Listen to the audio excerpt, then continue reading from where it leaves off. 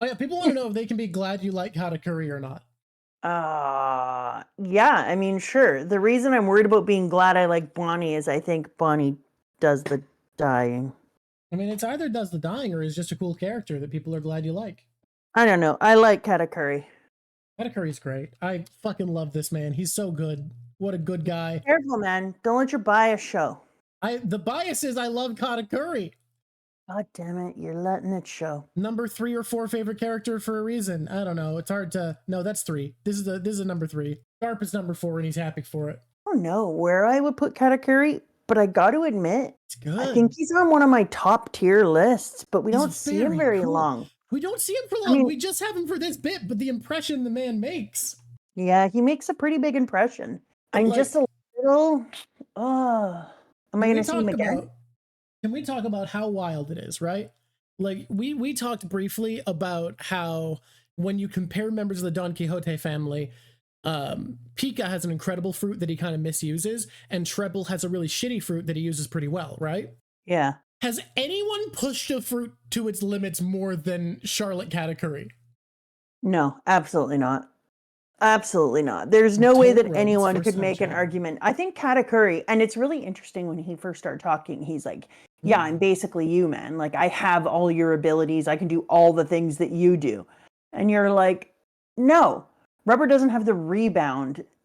Like, Rubber has more rebound than a Mochi. But when he started to F around, I was like, he sure does have some stuff that Luffy hasn't considered. And I really hope that in the future, when I see Luffy fight, he thinks about doing some of the things that Katakuri does, like those pooling long globules that all come out of his body at once. Not the Mochi flow, but when he does the multiple that just come out of his body. And then I started to think like, no, that really just works better when you're made of a rice flour. Like you really get that tenderly effect from it. So someone with their first time chat wanted to check with us about the meaning of neoliberalism. Here's the interesting thing. Whole Cake Island is not neoliberal at all. It is a good allegory for the social values associated with neoliberalism. Because, like, Oda isn't making any of these directly what the political ideals are. Dofi is not actually a fascist. Like, that just is...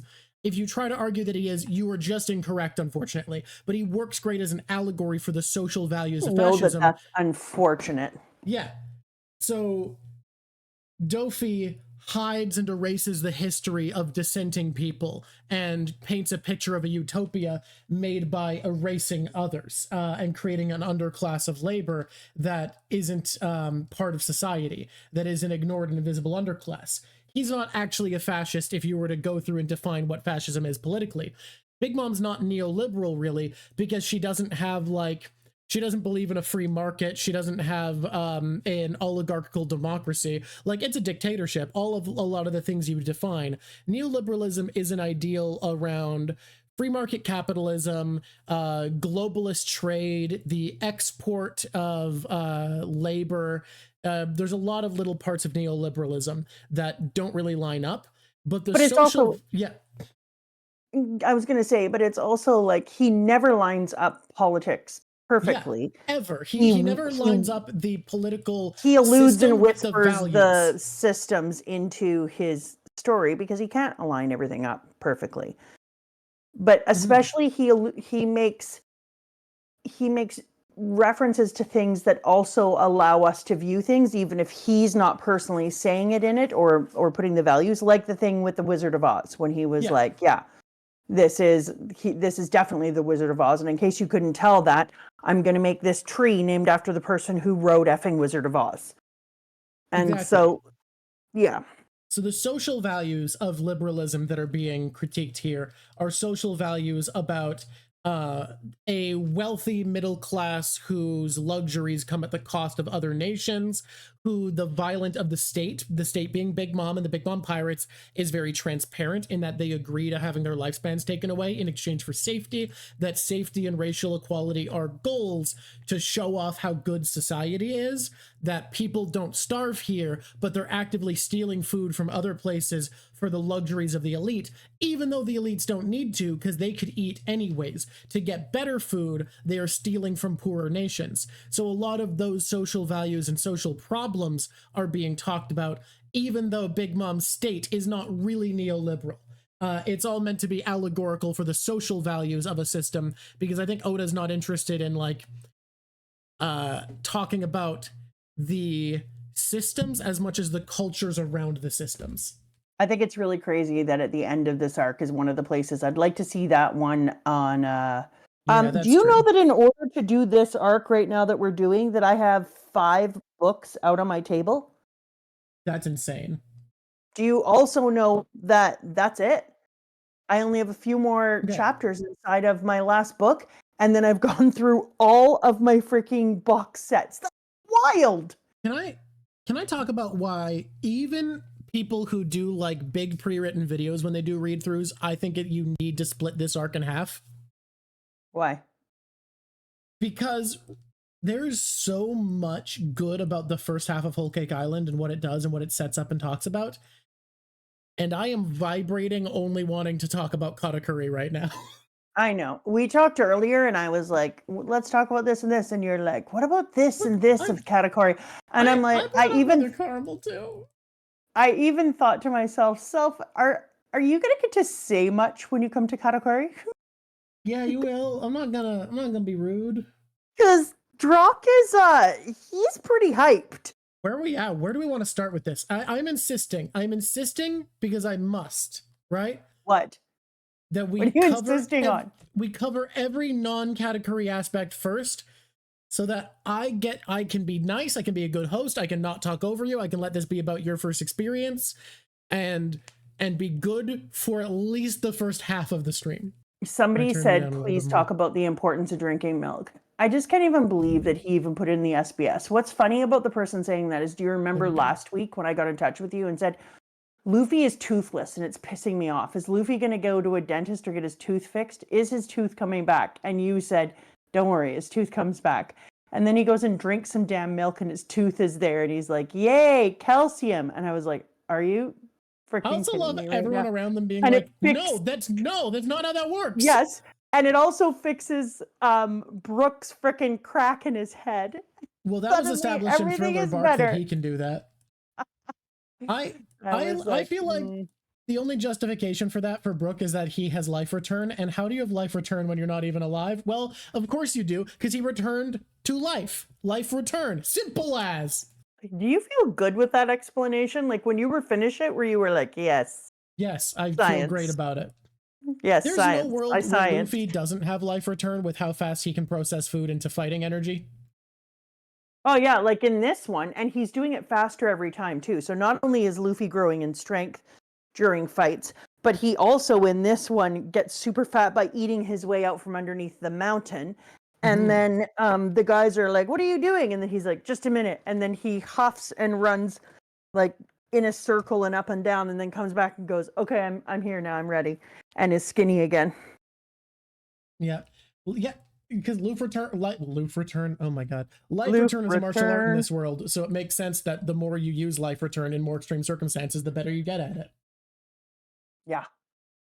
Well, it's not Trump science. It's that life return is a literal martial art in this world that lets you control your body in a more fine way. And everything Luffy's doing at this point is exactly the type of shit that Kumadori did. Same as making his hair longer in Snake Man. The same way because he can stretch it because it's made of rubber, Kumadori could control his hair. Everything Luffy does that feels weird is kind of explained by life return, except for lighting his punches on fire, which isn't. Yeah, and needs explanation. It might need explanation. Is that punch on fire? Yeah. Life return. No. We didn't really... The healing we didn't see from Kumadori, but I imagine healing has got to be part of it if the becoming skinny and fat and everything, and Lucci going from muscular to sleek is a life return thing. But even if his teeth had never fallen out before, first of all, it was both Brooke and Luffy, and Brooke got his ouchy head healed, and Luffy immediately had the other tooth all the way there. So, no, it's just crazy person science. It's life return. Are we? Should we jump into this? Should we get started? Should we be doing it? Wait, is this about One Piece again? Yeah, I think so. All you want to talk about is One Piece. I mean, come on, we don't have to. Once upon a time, in chapter 860, it was the 10 o'clock start. We're talking about a wedding, in case you didn't know that. We get to hear the backstory of our big man, old Jim. And when I found out about her wheel of shitty life stealing, my thoughts were as follows. Number one, can you imagine having the power at your fingertips that you could have a wheel of shitty life stealing and you could actually live up to it and be like, and now I steal your life. That's part 2 of this. Like, I don't have any powers. What could I do? Like, I'll throw an egg at you if you land here. That's not that great. I'm not going to lie to you. So I was kind of impressed with how powerful she was there. But I think it's unfair that you actually get to steal somebody's life to the point that you steal all of their life and then they have to, like, put somebody else on the table. That's bullshit. You should only be allowed to steal all the life of the person who's in front of you, not like extra life. Like, oh, I took all your life, old Jim, so now I'm going to take someone else. Who are you putting up? Come on, that's bullshit. You have nothing to say about that? You're just good with it? I thought the tone of your voice indicated you were going to roll on to another thought, so I was waiting for that to resolve. I was going to, but I want your opinion on the life stealing thing. Oh yeah, it's absolutely terrifying. Big Mom has one of the scariest devil fruit powers. Here's the thing. Big Mom has a scary devil fruit power that she has pushed in ways that, like, I don't think most people would think of. I think Oda's writing with her is so creative because the things she does with her power are so diverse and terrifying. I don't disagree. She got it in a diverse and terrifying way. But that is true. I don't think you should be allowed to steal somebody else's life. I think you should only be allowed to steal all the life of the person in front of you. It's one of those things, again, if we get into the arc as an allegory that plays into the idea of manufactured consent, that people are manufactured to have the consent to stay because the policy around leaving while open is unfair. Yeah, but you know what else it reminded me of? When I was looking at this, because we've been talking about kind of liberal ideals and da-da-da, yeah. I started to think about how that methodology is also talking about kind of debt. Like somebody else in your life incurs a bunch of debt, da-da-da-da-da. They die and you're forced to pay it. Interesting. They're allowed to be like, when that person dies, your debt to me is still not repaid. Mm-hmm. And I think that's something that for me, because I ate the fair fruit, it doesn't work. I'm not chilled with that. What powers does the fair fruit give you? Oh my God. I haven't really thought about it a lot, but I get really upset when things are not fair. It feels like such an advantage. Thank you. As if you're a 12-year-old person and you're like, no fair. No, I get really upset. But on the other hand, because of that, I will stand up for people in a way that is kind of wild. Like I'll go full out. I'll do research for hours on end, and then I will bring myself into places where I have no right to be, and I'll stand up on the behalf of people if I feel like something was done, some injustice was done. So it still doesn't sound like you have a power. Oh, it may not sound like it's a power, but normal Mama Drock would never go into a place where she didn't feel like she was recommended. But fair fruit Mama Drock. Watch your ass. Watch your ass, Board of Educators. Here I come. Okay, did we talk about 860 last time, or is it just because I read it online? You read it. We talked about 860. You read 861 and 62 live. I just want to reiterate how much it meant to me that old Jim's family of pirates were so loving and amazing. And we're like, you know what, dude, if you want to go, we're 100% there with you. Ugh. It made me so happy in my heart. You go, old Jim. You go. You deserve that. And one of the reasons that it made me so happy is it really felt in that same kind of Luffyism way that they all made a choice to be there. He has more of a father figure kind of feel to him, and he does more guiding than Luffy would ever do. But regardless of the guidance as a parent, something that old Jim is doing is people choose to be with him, and he's making them feel like they can trust in his leadership, and that his leadership is going to make them feel like they're on the team of somebody who deserves to be followed. And I really like that. I do too. Jinbei comes across as a very good leader with the new Sun pirates. New fishman pirates? Yeah, whatever, you know. New Fishman Pirate? The Sun Pirate. What are New Fishman is Arlong? They're the Sun Pirates, right? Yeah, the Sun Pirate. Why can't I remember that? Yeah. I'm so thrilled. We read 862 online, and when Luffy came out of the cake, I was so proud the way that was done, because I was like, yes, jump out of the cake. To find out it was a mirror, though, so much better. Yep. Because you're asking yourself, how are they going to get in there? Are they cutting a hole? Blah, blah, blah. All of that is whatever. But a mirror, come on.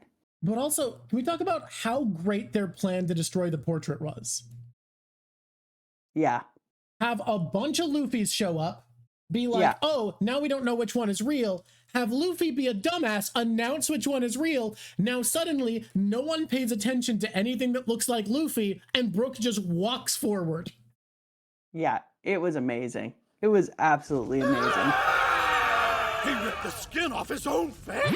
Come on! This is my face! He's so freaky! What? No! It's so Nothing good. was as amazing, though, as what we knew would happen, and how she didn't know it would happen is amazing. But to think about how Pudding has been shunned her whole life for having this third eye, and when they lift it, she's like, they make the sound glork. Glork is the onomatopoeia that Oda has decided that he's going to use when we get to see the third eye, which I was like, glork.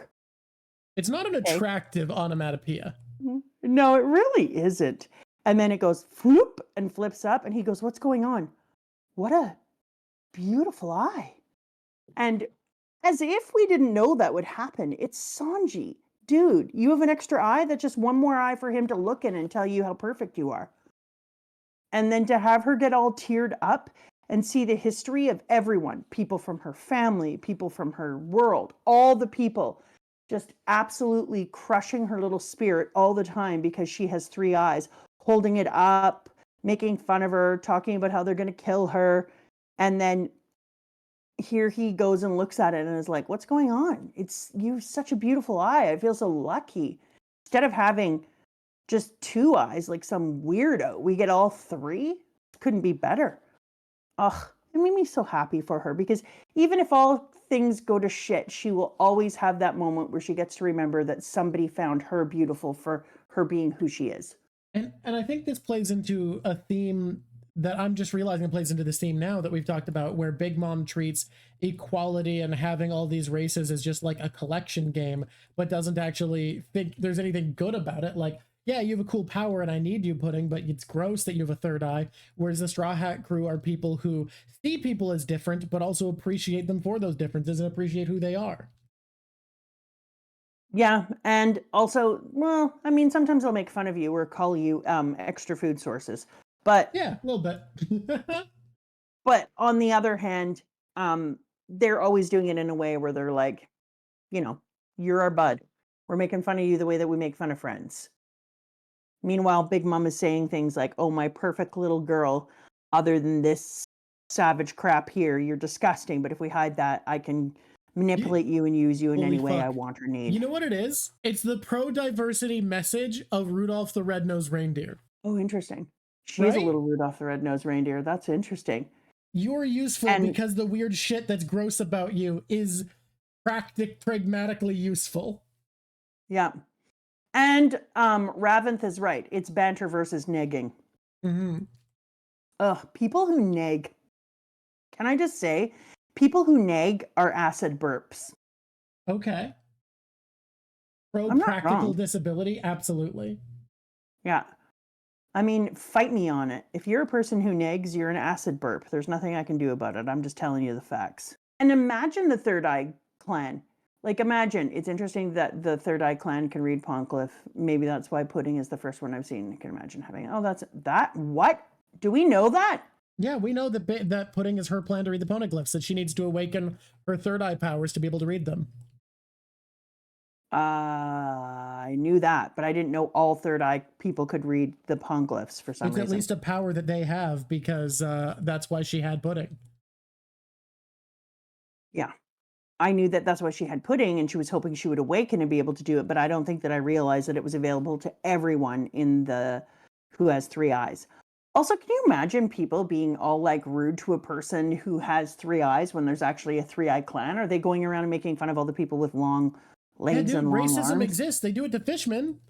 It's just such bullshit. I'm very unhappy. I understand racism exists. Did you just say racism exists? You were like, wait, are they being racist? And I was like, yeah. It's not just that they're being racist. It's just like they're like, oh, there's this thing on you that's so gross. And the person is like, yeah, it's stripes. I'm a zebra. Hey, I just want to point out there is a long arm tribe, and you said that Scratchman Apu's extra arm joint was gross. So I don't know. Maybe look in the mirror. Touche, Trucker Drock. Touche. I love that when old Jim says, a man who would be crewmate of the future king of the pirates cannot afford to tremble in the presence of a mere emperor. Bitch, when he said that, I was like, so how do you good. like that, Big Mom? One of the best frickin' comebacks ever. High five, raise the roof, rock around. Woo, woo. What was the thing that Arsenio Hall used to do? I don't remember. I'll remember. It's a thing. We don't get to see how scary Big Mom's powers truly are a lot of the time, because a lot of the characters worth following as heroes are tough enough in resolve not to tremble at her feet. But anyone who's at all scared of this 30-foot tall, indestructible woman who can control the elements instantly dies. And not just that, becomes a power source for her. That's so scary. It's not wild. And then he does it, and he does it in front of everyone, including, the news coups, but everyone. As of this moment, I quit the Big Mom Pirates. I appreciate all you have done for me. Like, makes the biggest possible exit that you can in front of everyone, which she would consider to be like absolutely the worst crime, embarrassing her in a public way like that. So I was like, psh. Oh my god, the genie was a great touch. Yeah, we don't have enough fairy tale shit. We need to add in a guy whose power is summoning a genie. The fact that he needs to rub his tummy to make the genie shows up makes the fruit suck so hard. No, I like it more because of that. It's very beige, the fact that the genie lives within inside of himself, and that he has to rub his tummy makes him look like such a freaking idiot.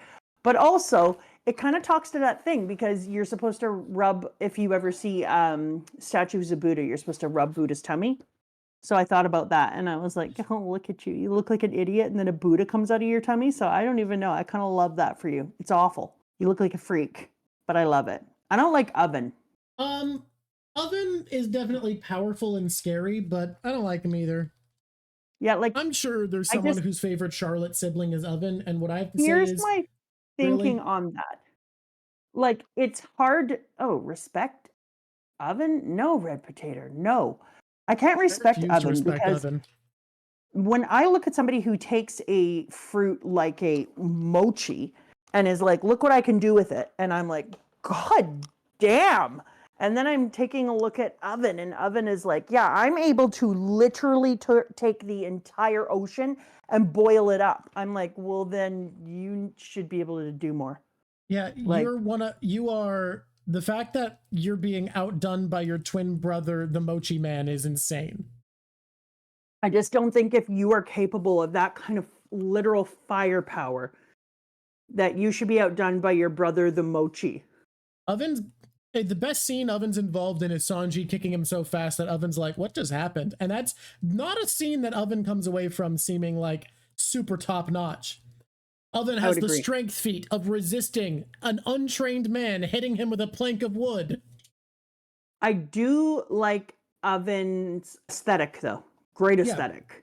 He's got great color choices, shape, style, good aesthetic. But I just think that I'm now getting into a place with all the characters that I'm like, whenever Oda doesn't take some time with you and let you develop your power in a more interesting way, I'm like, come on, man. I mean, you're a goddamn oven. You can heat up the entire ocean from what looks like, in my opinion, about a half a kilometer or more out. I like the methodology that they use, but we said this last time. The fact that Beige was stupid enough to talk in front of the door was just amazing to me. Yeah, you've been living here how long and you haven't figured out don't talk in front of the fucking furniture? Like, for Christ's sakes. Here's the direction we didn't think it was going to go, and it went, and I loved it. I loved that when they did all the things to the mom at the exact same time, that she went catatonic instead of raging and rampaging like they expected because it was just it's like, you know, when you hear a kid and it falls down and it doesn't cry right away and it sucks in and it just keeps sucking in all the air in the entire world and you're like, oh no. And there's that silent scream of the child and you're like, this is going to be the loudest, most terrifying thing in the entire world.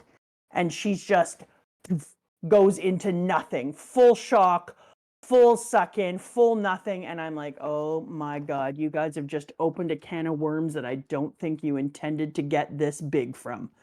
So when she finally screams and finally lets it out, I was like, yep, that's about what I thought would happen. And all the people who pass out, foam at the mouth, the things that break, it was just like a child screaming, which was perfect. Because it felt to me that Oda was trying to say that this is a person who, even though they are a ruler of the country, they have a gazillion different children. They are, well, country thinger. They have a gazillion different children.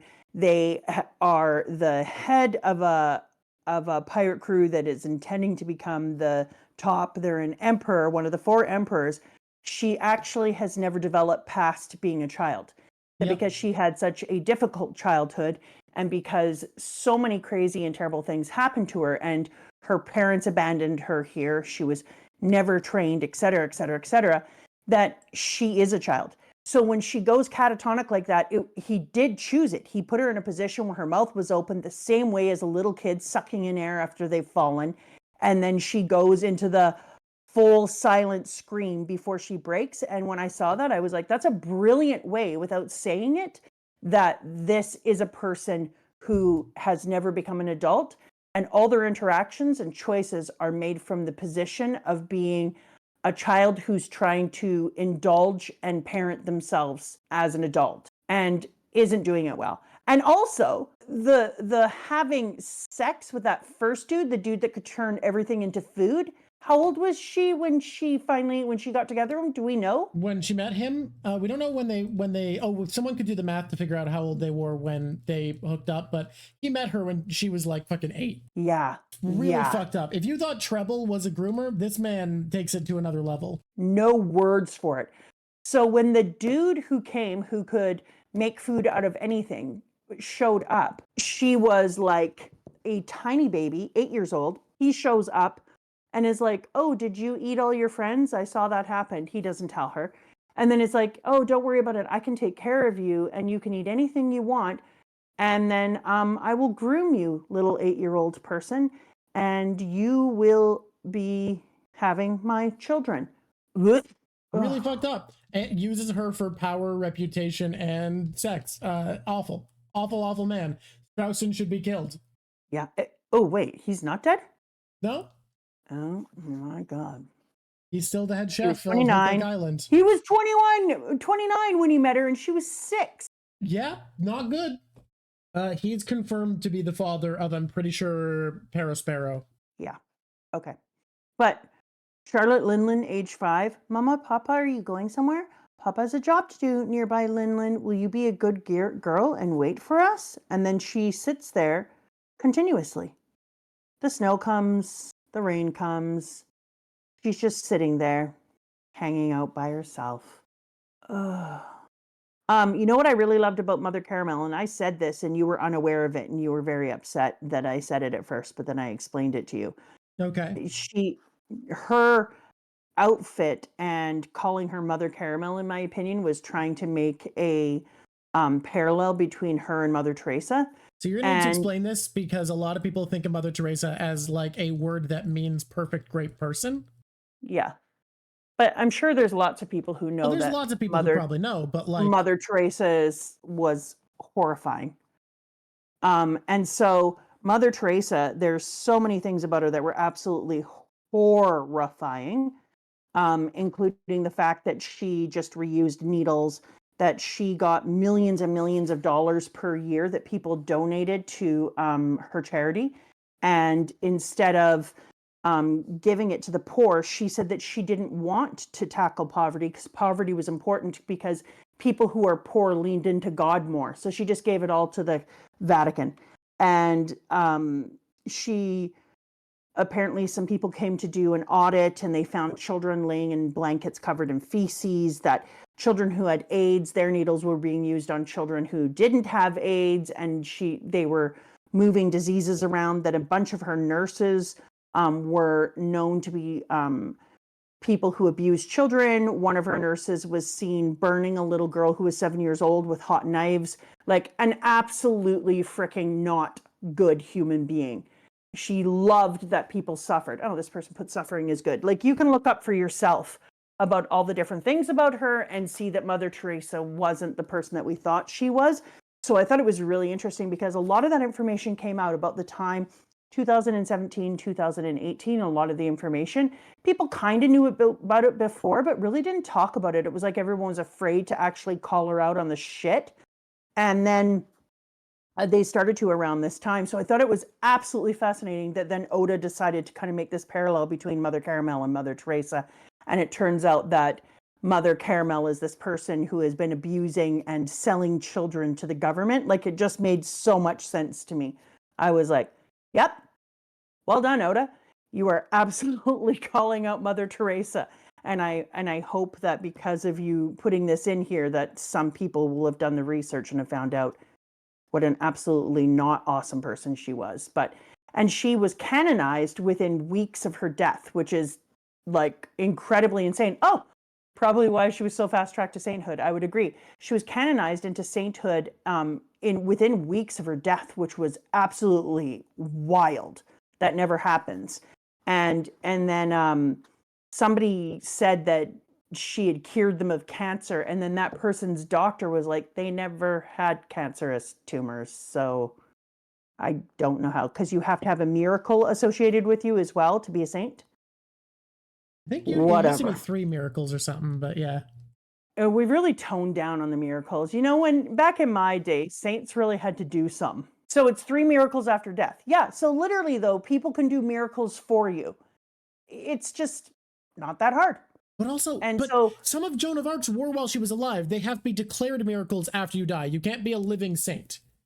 Yes, and that's what I was going to say. Because with Mother Teresa, it's 1 miracle, and it was a thing she did when she was alive, and someone reported it after death. And she was canonized within weeks of her death, which is unusual. Mm-hmm. A lot of it is unusual. Anyway, I think it's amazing. Because I don't think that you can't like someone or believe in something just because you know the truth about things. It's like people who think that the only one who was nailed to the cross was Jesus, and that's why they had to use it as a symbol. By the way, as you said before, I've said this before. Fucking rude that the man's symbol has to be the thing that tortured him to death. Like, that's fucking wild. It's like, you don't see... if I could talk to the ghost of William Wallace, he's like, you know what I'd really love to represent me in life? 4 horses. That's what should represent me, is 4 horses. That should be my symbol. That's not what the fucker's gonna tell you. No. Yeah, and so this person with the Spartacus, because I always tell people 6,000 people from the Spartacus army were crucified in around 24 hours. After the Spartan rebellion. Romans loved crucifixion. It was their thing.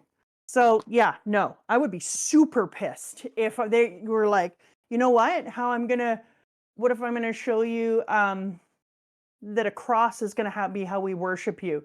And Jesus would be like, are you kidding me? If I died in a car accident, would you just, everyone wearing a car around their neck? No, it's rude. Okay, now that I've upset everybody, I'm gonna move on. Hey, Christians, this isn't an attack. This is just, I don't know what to call it that feels nice. Information. I'm moving on. Okay, full scale rook. Every time I think this guy is a bit of a mook, I come in here and he does something like the full scale rook. Come on. It's very Turning yourself into a fortress castle where you can put people inside of you to stay safe. Just like, I beg your pardon. I beg your pardon. Can I just beige up? This man is, right now, for me, I'm going to say this out loud. Uh-huh. From my face. Yeah? I think Beige is cooler than Law. Beshi is your new favorite of the supernovas? The dude is, don't even come at me. I love Law. I love me some Law. Law's backstory, Law's his wrestling with his own history, the things that he went through, just unfathomable. And the man gets obviously one of the strongest fruits ever made. It's incredible.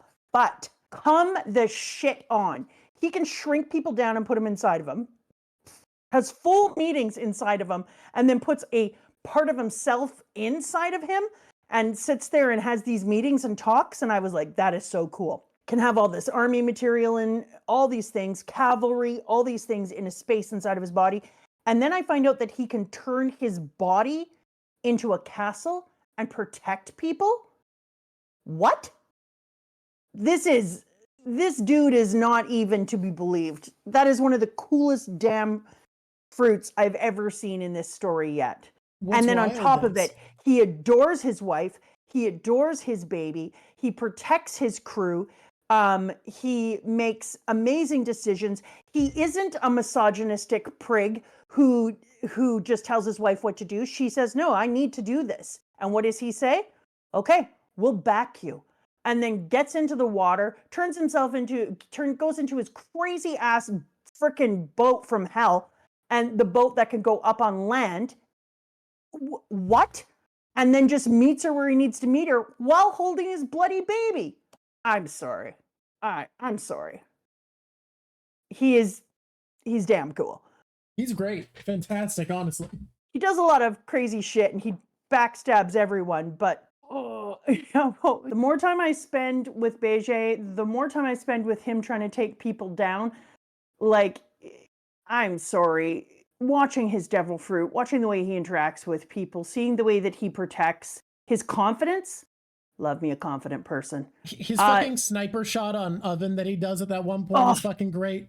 Yes. Dude is so good. Come on, Pez, watch the way a man handles things. Anyone with that much swiggity swag, sniping my heart. That's what's taking place right there. They're sniping my heart. Let's move on, shall we? Do you want to talk about how Big Mom got her devil fruit? She done ate them. She didn't rip his face off. He had a fake face on. And it was awesome. And it was cool. And I loved it. It was so good. Before we move on, I do want to say, I've seen people downplay how cool Beshi's powers are because they're like, yeah, but he gets beaten by Big Mom. And it's like, so the fuck what? It's Big Mom. Who wins that? Yeah, no, everyone does.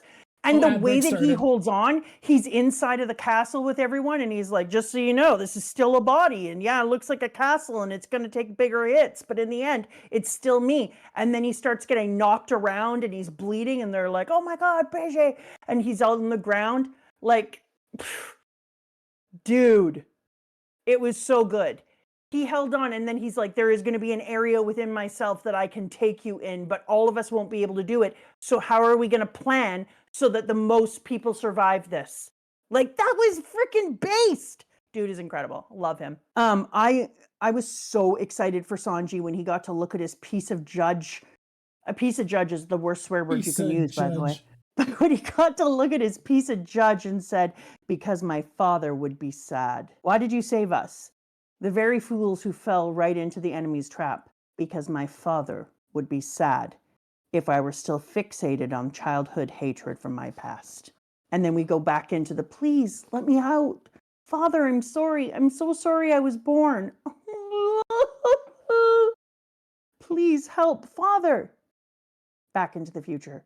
He would be astonished that I turned into such a small man, that I would laugh off the death of my own family. And I'll be damned if I lead a life where I can't stand tall. And look him proudly in the eye.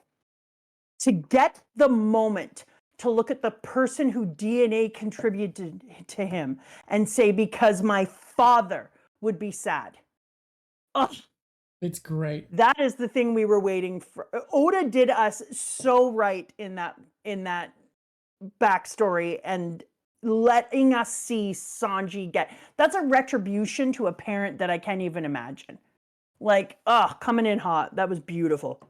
I adored it. And it also showed that if you have the right people in your life, I loved how we juxtaposed in this entire arc the life of Sanji, who had arguably as hard or harder of a childhood in his early years as Big Mama. Big Mama was left on a beach, but then she had people who she thought to this day, even though she hates them, loved her at some point and did take care of her at some point. She didn't know she was going to be sold, right? And meanwhile, Sanji had a whole family who beat the shit out of him, said that he should never have been born, locked him away, absolutely decimated his give Bellamy a treat, absolutely decimated his ego and his self-worth. And yet, one of the things that I love about this is it shows that if you get the right people in your life to love you and to treat you with respect and make you respect yourself, that you can actually grow up and move past that scary childish way and grow into a good, strong person who can stand tall and believe in themselves.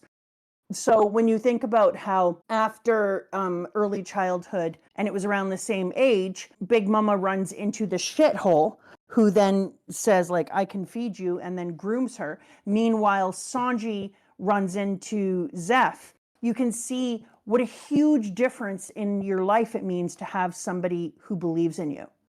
And so I think that Oda did a really good job of juxtaposing these two stories in particular against each other, because we got to see what it looked like to have somebody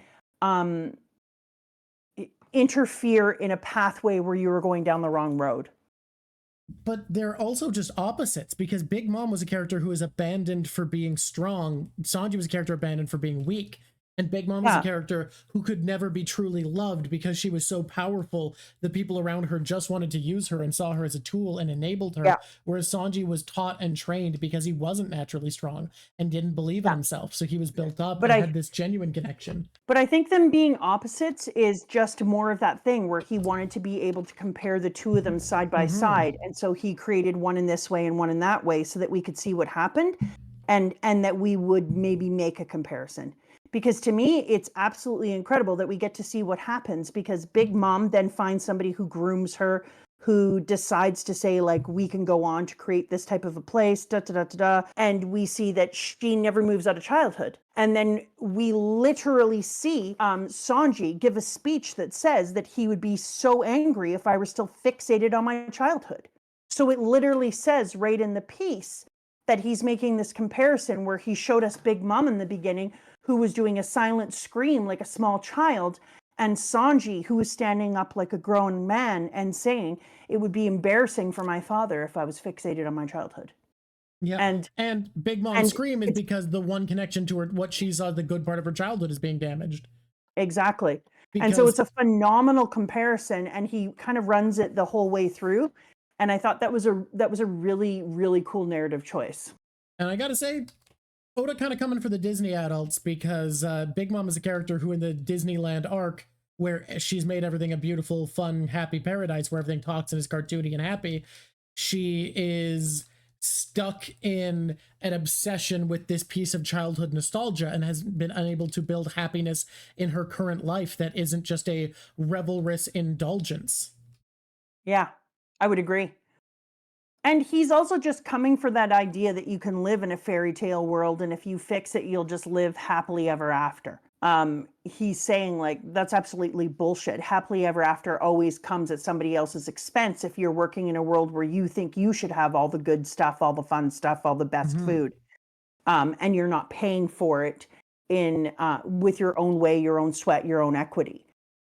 And to talk about what someone was asking about, the way this correlates to neoliberalism, you have a place that's a beautiful, happy paradise of magic and wonder that exists off of the suffering and lifetime payment of others. Yeah, I would absolutely agree. But I totally forgot about the idea of Disneyfication. Did I talk about that last time when we were talking about liberalism? Yeah, because I think it's really important to consider that idea of Disneyfication. Like, I remember reading this article when I was in this environmental class in university where they were talking about how all throughout the late 40s after World War II and 50s and 60s, they were trying to Disneyfy outdoor spaces. Like you wanted to clean all the stuff off the ground, create areas that looked like they were groomed, and that wildness was seen as chaotic, and that people needed to feel like they had control over things as a way to gain control over their lives again, especially for people with PTSD. And so Disneyfication kind of took on that next level, and everything had to be Disneyfied. And it's why people got even more crazy about their weird groomed front yards with their golf course lawns and their perfect rows of flowers and all these types of things. And they saw that as the ultimate in having the perfect life, is by having these perfect homes and these perfect Disneyfied town cities and outdoor spaces. And when I was looking at this, I was thinking about how he kind of combined that Disneyfication into everything, not just talking animals and all that kind of shit, but the way that the homes were set up and the outdoor spaces were set up. Like even the outdoor spaces were controlled, and each one had a specific name and was used for a specific purpose.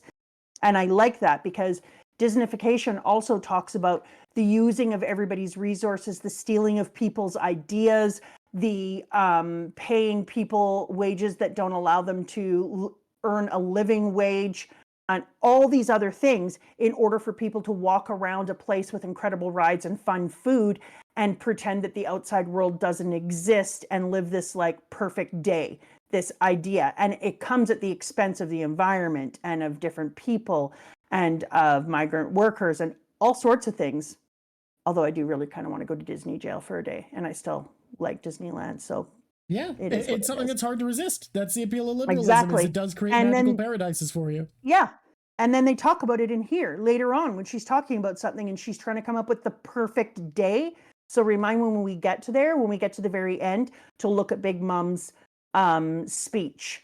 Because when she's trying to come up with the perfect day and the perfect way to describe this cake, she talks about that concept at the very end. Drock, can you put a pin in Pedro's speech for me in your brain? Pedro's blowing up speech. Understood. Wow, that's how you decided to say that, hey? Yeah. I like that at the wedding, and I didn't mention this earlier, so I just want to go back on it. I like that he saw the limits of what he had done to his children when he's wazzing like a baby about the fact that they're about to die, and meanwhile his sons are laughing. Oh, we're gonna die!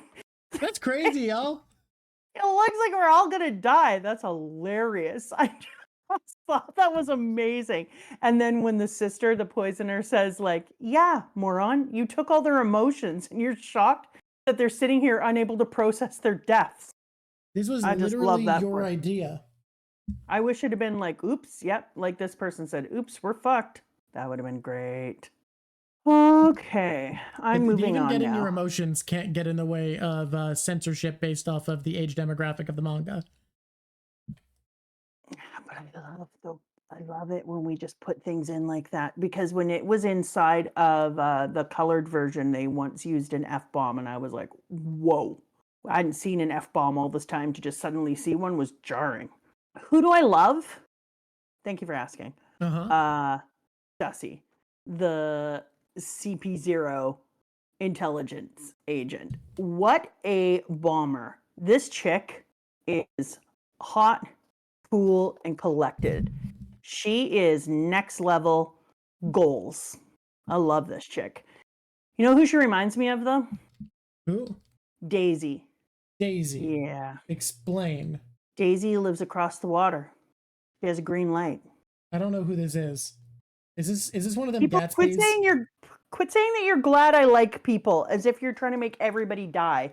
See, one of from them's Gatsby. gotta die. What? Daisy from Gatsby. I ain't never seen a Gatsby, great or otherwise. You've never read Gatsby? I never read a Gatsby. Seen the movie?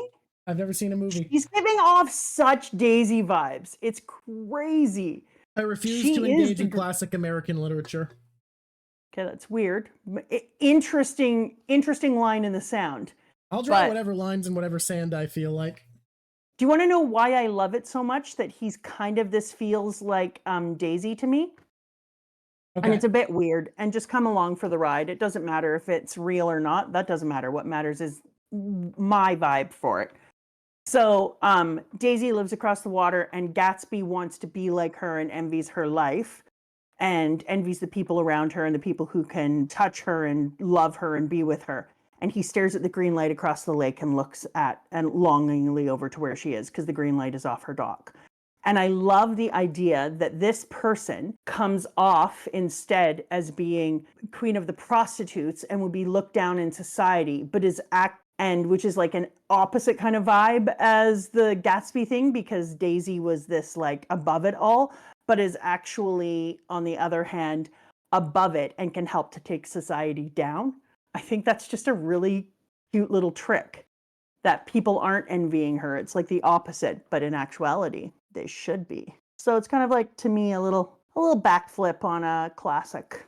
Okay. It's got that vibe for me that she's like this, not as cool as everybody. Oh, that's Japan, and Japan has a very different feeling about prostitution, but it's still like, she's not like one of the, you wouldn't be like, that is a model of all perfection and womanism, and yet actually she is a spy and she is amazing and she can help to take down government agents. And I just think that's a really cool Daisy feeling, because it's the way I would have wanted Daisy to be written, instead of just being this vapid little tool bucket who walks around with milk toast ideas. And instead she's like, that's right, I'm gonna take your ass down. Yeah, Mama, I can't even talk to you right now, Big Mom, when you're talking about how you are going to be queen of the pirates and it won't be Luffy, because, yeah, I put my money on a horse already and it ain't you. Look, we all know that if anyone's going to be king of the pirates before Luffy, it's Buggy. Oh my God, you did that intentionally. I'm just saying, Oda would. Yeah, he would, actually. We talked about that earlier, Frostfire, that one of the very best ways to get information is to sleep with someone, or at least get him into a position of pillow talk. We talked about that off stream, the fact that there's a long history of spies in X work. And also one of the very first novels, I think it is accredited as being the very first novel ever written, was a pillow talk book that was written in China that became really famous in Japan as well. And it was because a person who could listen to the pillow talk of others. I was very happy that Judge got to despise himself and tell Big Mama, how much he despised who he was because he put his faith in somebody who backstabbed him. I was a little bit surprised that he put all that faith in, like didn't have any kind of a backup plan or bring any kind of weaponry or anything, in my opinion, or any kind of scientific anything. Felt out of character for me in that part. I was like, that's a little out of character for somebody who's obsessed with being strong. Yeah, I know he's foolish, but I disagree. I think he should have had something. If I was writing that scene and I was Oda, I think I would have had him bring something, but have it like under the chair or on the table or in a pocket, and just not be able to get it out in time. You know? Maybe. So that, because the idea that he wouldn't bring anything, no, not even overconfident. He actually changed his children to have skin that was metal, and changed their entire body and took out their emotions, et cetera, et cetera, et cetera. A person like that, who changes the actual composition of his own offspring, isn't a person who wouldn't bring something with him. Yeah, I know they are a weapon. Maybe he did, and he just didn't talk about it because, okay, no, fair. He actually said he didn't. He said, why would you bring weapons to a wedding? And I think, no, I think he would. So just saying like, why didn't I leave my weapon out or something would have been better to me. We already knew that they could change the houses and stuff back to soft cake, etc. Didn't we already know that? They'd already talked about it earlier, because they made quite the big deal of it when the whole cake mountain fell down. They were like, oh my God, everyone's going to die. And then the chef comes in and does the gore metamorphosis, and everyone is like, oh, he's so genius. He managed to do that. And I was like, didn't we do that with something else as well and change it back? Whatever. Yeah. I don't care. Yeah, I was glad they did it. Get it to the entire cake. Pretty impressive, you know. Good job, bud. Good job, bud. High five to your face. The page man is maybe the scariest, most effed up dude ever. The one that can put people into books. What's his name? Oh, I don't remember. Opera's Cream. So I went to Opera first, but that's Cream Man. Montdor. Mon Dieu. He's scary as shit. I wish they had done more with him, honestly, because his design is absolutely terrifying. He looks like if the Wicked Witch of the West had a child with the Straw Man and Freddy Krueger. Okay. And he scares the living shit out of me. Like, I love his devil fruit, but I wish they'd done even more with him, because he's scary as crap. he's one of my favorite villains. I would have liked to see more of him in the end instead of more of Lollipop Boy, who represents the Lollipop Guild. Perospero is a fucking boss, though. Like, don't get me wrong, I hate him.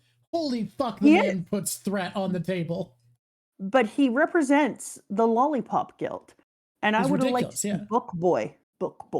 You want the world where Book Boy is as threatening as Perospero. I would have liked to have changed those two. His tongue hanging out is one of the grossest things ever said. You are, it's gross all the time. But I would have loved me a little Book Boy. Perospero's tongue is one thing. His horrible hair, I can't get behind. The manta ray shaped blob of polka dotted hair is abysmal. Perospero, change your look, my guy. His name is Lick Slick because Pero means lick. Yeah. Okay. Beijing turns into a tank. Let's just put that on the outside and just tanks his way down to the water with crossed arms. He's too cool. I think that it went too long with Mama, and I can safely say it went too long because Mama goes cake rampaging in book 87, 88, and 89. That's a few books. Yeah, she rampages about her cake for 2 3/4 books.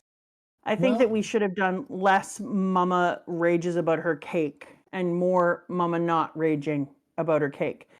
I do like the whole idea of Sanji getting to hang out with Third Eye Blind, and I think that part is cute. But I do wish that it wasn't 30-ish chapters, 30 chapters of listening to Wedding Cake. Well, at least you weren't watching the anime where you actually had to listen to her shout "Wedding Cakey" over and over and over again. Ooh, yeah. I thought you read this one. I did, but I've been on the community enough to see people who didn't complain about it, and there is a popular opinion.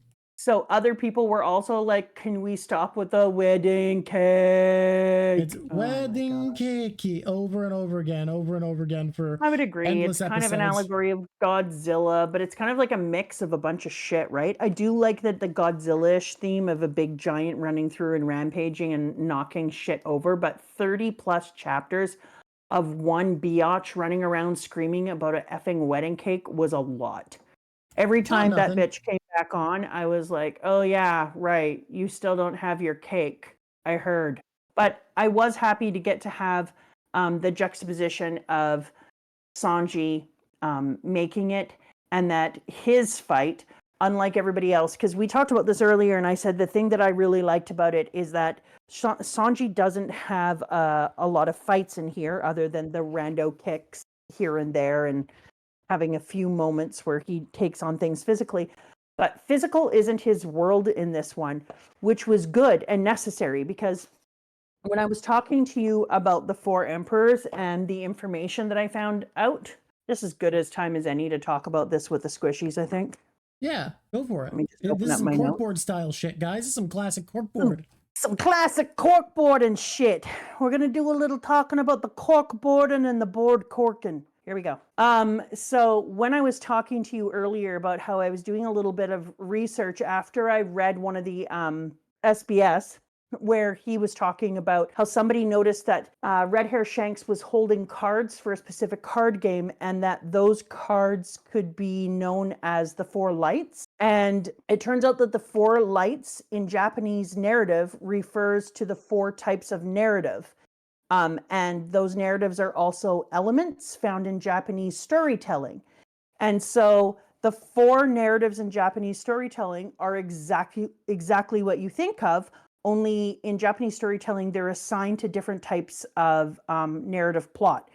So the first one is He, fire, Mizu, water, Kaze, wind, and Tsuchi, earth. So the elements represent different aspects of storytelling.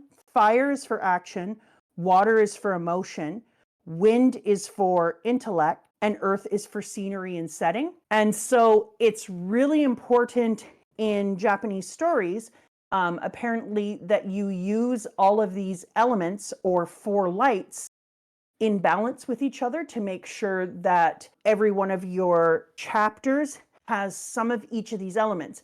But sometimes you build up and overbuild one of the elements in order to create tension, and then you relieve it with the opposite element. It's just fascinating to think of how the Japanese have actually designed elements of storytelling around this. Didn't you find that crazy? Like that idea that you didn't know that idea existed? Because it's so cool when you start to think about the way that you would write something using 4 elements. The wind one is intellect. So when I was watching Sanji and he was going through his battle, I was thinking about how his battle is his own balance. He is balancing the idea of water for emotion and wind for intellect. And that's his battle. That's where his battle is, coming to terms with his childhood, seeing his family again, having to face the types of abuses that they put him through, thinking about a future of having to be back under their thumbs again, battling with being able to create your own, turning off my phone, battle with being able to create boundaries with people and then stick to those boundaries and feel like you deserve boundaries. So I feel like he was in a emotion, intellect kind of battle with himself. So every time that he did something, it was him learning to take control of his adulthood in the direction of his life. So what could be more impressive than him having his baking the cake and refusing to put poison into it and making it the most amazing he could? And Mama, as Drock was repeating, and we saw within the story, was starving. And he has, with Zeph, this idea that he will feed people who are hungry, period, if they are starving to death. And so I thought it was absolutely incredible that then he goes back to the teachings of his father. And he says, even though the thing that I got made fun of the most was creating and designing food, feeding it into rats and feeding my mom, etc., that is the thing that is going to get us out of this. The thing that saves us in the end is this thing that I have put value on in my adult life and in my future. That he puts the value on cooking and using his true strengths and his true resilience, and that is feeding people who are hungry, and designing, is able to pull out the secret ingredient and just through smell alone, And I thought that was absolutely incredible. And I think that anybody who would say that it was disappointing that Sanji didn't have more battles with inside of this is mistaking the word battle. Like sometimes in your life, your battle is mental. Sometimes your battle is emotional and mental, and sometimes your battle is intellectual, etc., etc. We all have different types of battles. He did fight. He fought this entire time. This entire arc was Sanji in battle. And we just are looking at battle in the wrong way. If you're looking at it as being a balanced life and storytelling, he just had a different type of battle. And that was absolutely integral if Sanji is going to move forward in his life strong and actualized as an adult, instead of being like Big Mom, who is stuck in childhood for all eternity and is unable to make decisions that aren't attached to her ego. Whereas Sanji battles his ego and uses the strengths that he needs to use and who he has become in order to save everybody's life, which is incredible.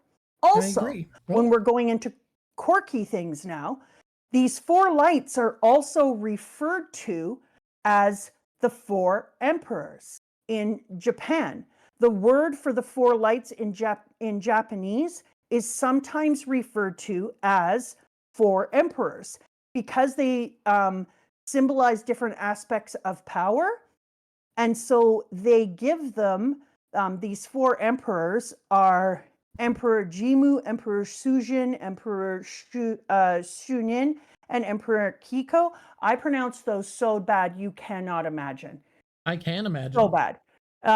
But these 4 emperors, each one of them is associated with one of the 4 aspects of the 4 lights. So one of the emperors is fire, one of them is wind, one of them is earth, and one of them is water. And this is a normal thing in Japanese narratives. You either call them the four lights or the four emperors. And not only is it a methodology of writing a story and telling a story in Japanese, it's also connected to, they think all but one is for sure real historical emperors that they then attach to these ideas. And they say the emperors are part of Japan's mythical and legendary history because they're a blend of historical accounts and mythological things. And they say that each of these four emperors is then connected to the folklore and mythology associated with the four guardian animals and the four cardinal directions. So when I was thinking earlier about how Luffy is what I think is the sun god and is in the center, then all of the emperors who existed, Emperor Jimmu was associated with the tortoise. So in my opinion, I still think that would be Big Mama. Emperor Sujin is associated with the white tiger of the West. That would have been Whitebeard. Emperor Shunin is associated with the red hawk. I believe that's my main man. I had an absolute brain fade. No, I absolutely almost just said Hawkeye because I said Red Hawk and I had to stop myself and be like, stop, Shanks! Shang-Tzu. Shang-Tzu. And then Emperor Kaiko, the blue dragon of the East, who, have I met all my emperors? Yeah. You have not met Mr. Kaido much, just briefly. You have been saying for a while that he fits the dragon. So Kaido would fit what the Dragon of the East would be like. And so for that reason, now that I know that in Japan, it is very, very common knowledge in Japan that these four lights, which it turns out Oda drew on the back of the cards that Shanks was holding in this one picture, which I have to go back to, are known as the four emperors, and that each of the four emperors is actually connected in Japan to the directions and the animals. Now that I know that, I'm like, oh, 100%. So I'm taking my cork board apart now, but Drock said maybe wait because I haven't read the next 6 chapters. When we read the next bit on the Reverie, on the fucking Patreon, you are going to want to reconsider a couple things. It has important information. Which is fine. So that's interesting. But I'm thinking of dividing my board even more into the directions and animals and looking at it through the four light, four emperor kind of thing as a way of just organizing all my information. And once I do that, so I'll wait until I read it and we do the 6 chapters, and then I'll make a final decision. I'll reorganize it and take a picture for all of the squishies.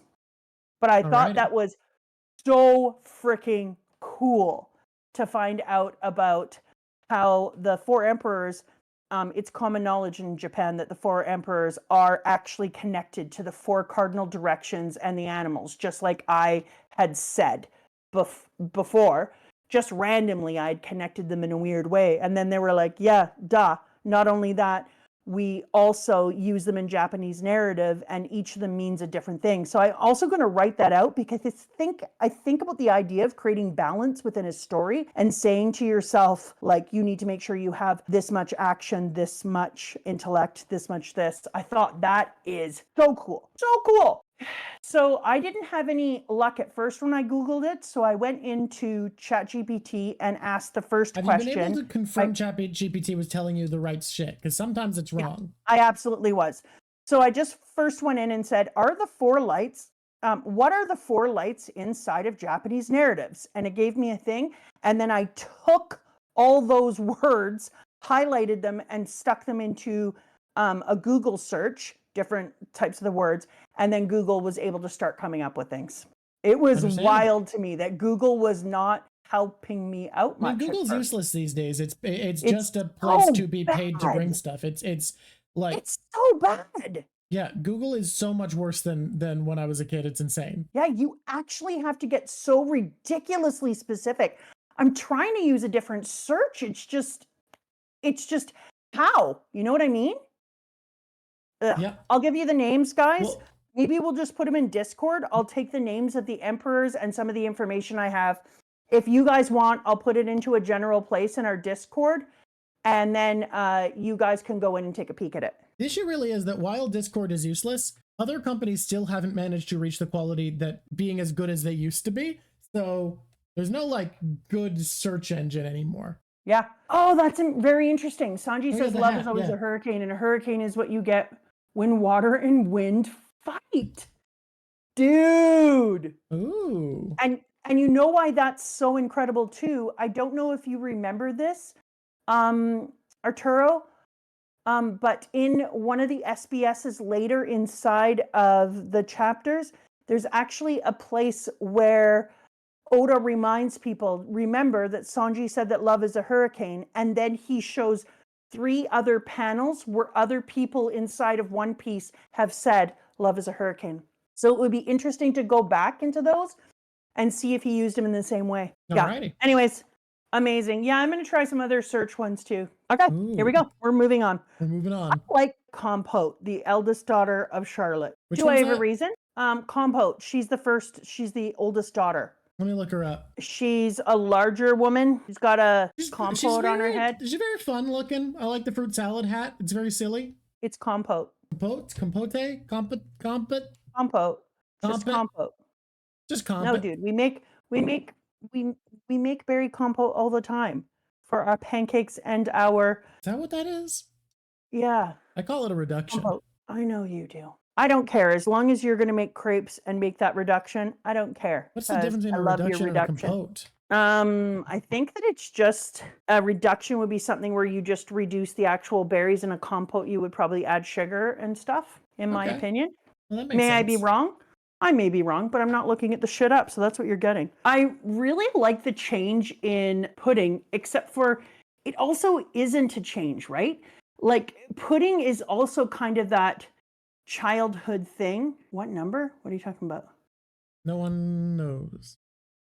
It says, Mama, what number? I don't know what it means. Chapter number? I don't know. I really like pudding because, you want to know what page we're on and what thing we're in? We are just moving out of 873. We're going to be zooming through this book and into the next one. I really like the change in pudding, but it's also not change, because what we're seeing is somebody who's been abused over the years who is trying to heal themselves as an adult. And I earlier said that Big Mama was trying to heal herself, but she's not. She's sinking into being a child and maybe isn't even aware of the childness of her. Whereas Pudding notices what her mom is like and who her mom is, and doesn't want to be the same thing. Like you can see she realizes what bullshit it is. And so she's trying to come out of it. And that happens because love is a hurricane. And Sanji knocks her for a loop and takes her for a ride, and then she invites him onto her magic carpet. It's fun of her. I like that she has that. No, because I was singing that song. Never mind. Okay. And so when she starts to change as a person and sees the things inside of Sanji, at first she's just like, he humiliated me. He's pretending to be this person. Exactly. Thank you, Sam. He can show you the world. He is a prince. Exactly. He is magically suddenly a prince this arc. Yeah, he is. There's a little Aladdin thing here, and it's why I thought it was so cute, because she's like, she gets taken for a spin, and then he changes her perspective, and then she's being the Aladdin, and she's like, do you want to come onto my carpet? A whole new world. And then she takes him off, and they go out, and I'm like, aw, she's like the princess and the Aladdin. Aw, that's so cute. And then she goes out there and he's like, I can show you the world. Come on with me, baby. But as she's on the carpet, she is learning and talking to him and being a weirdo and hiding in the front of the carpet and not looking at him directly, which was really a thing. It's kind of cute. I think it's cute. Yeah, she's really learning that she doesn't like who her mom was, and she doesn't like how her mom grew up, and she doesn't like who she became. And she's realized that is my future. This is where I am moving towards. And she doesn't know how to self-love. So I love the thing where she'll be in the middle of talking to Sanji, and then she'll say the crazy weird shit to him, like, you're useless! You deserve death! You miserable idiots! Huh? Even if you do make it out to sea, Mama will hunt your crew down in cold blood and watch you all sink into the murky depths!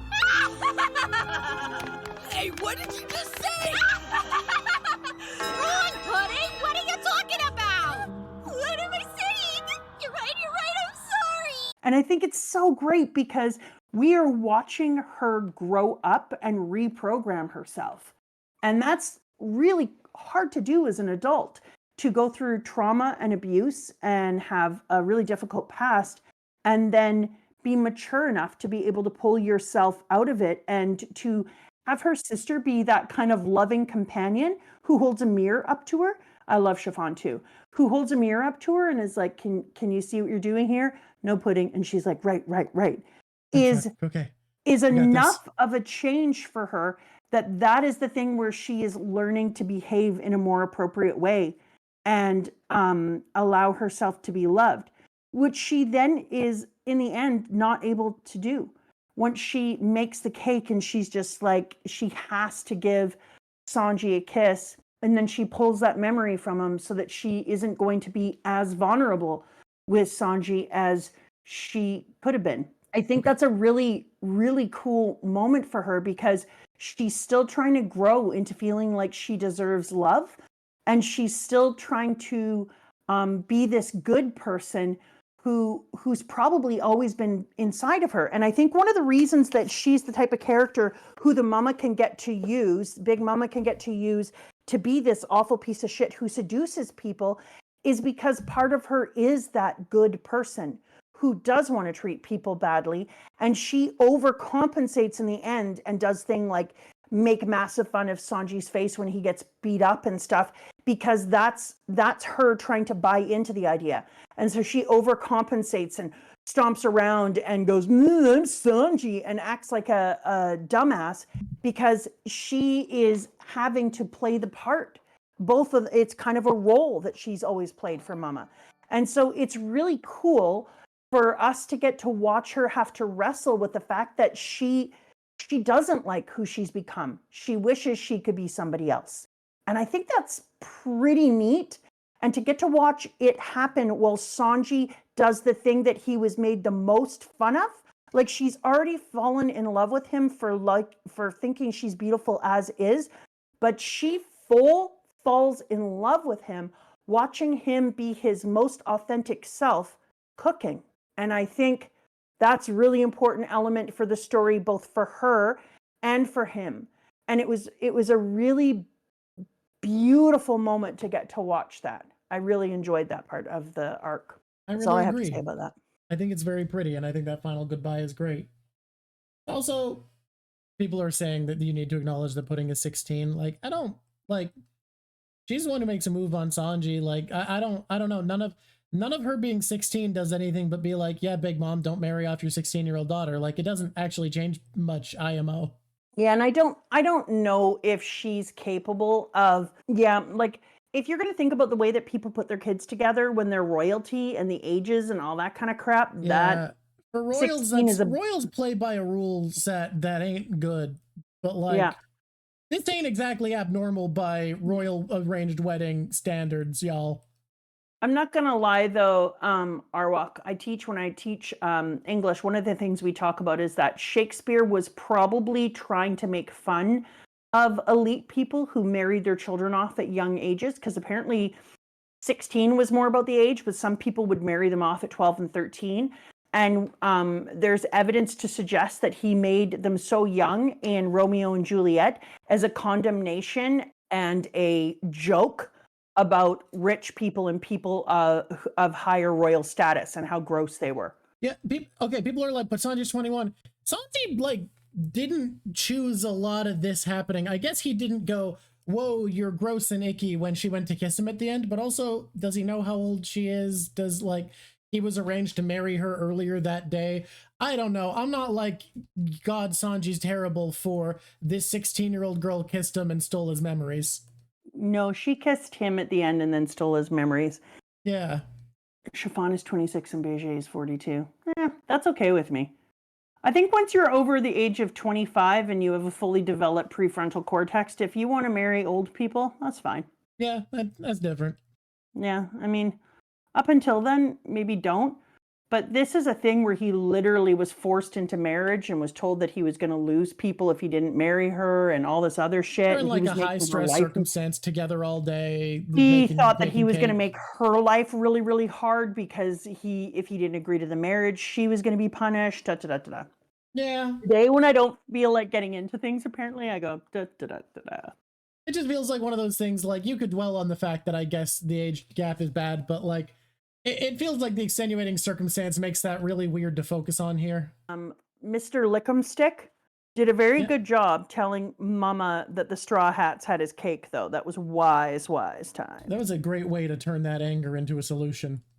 Yeah, absolutely. I mean, it did mean that for the rest of the time, we had to watch Mama run around with the Lick'emstick looking for the frickin' cake, which for me was less awesome, but it was pretty amazing to on the spot be like, oh, I know how we can get her the hell out of town. I'm really sad that she licked them nuts, though, and just absolutely killed that city. Yeah, Nutstown is dead.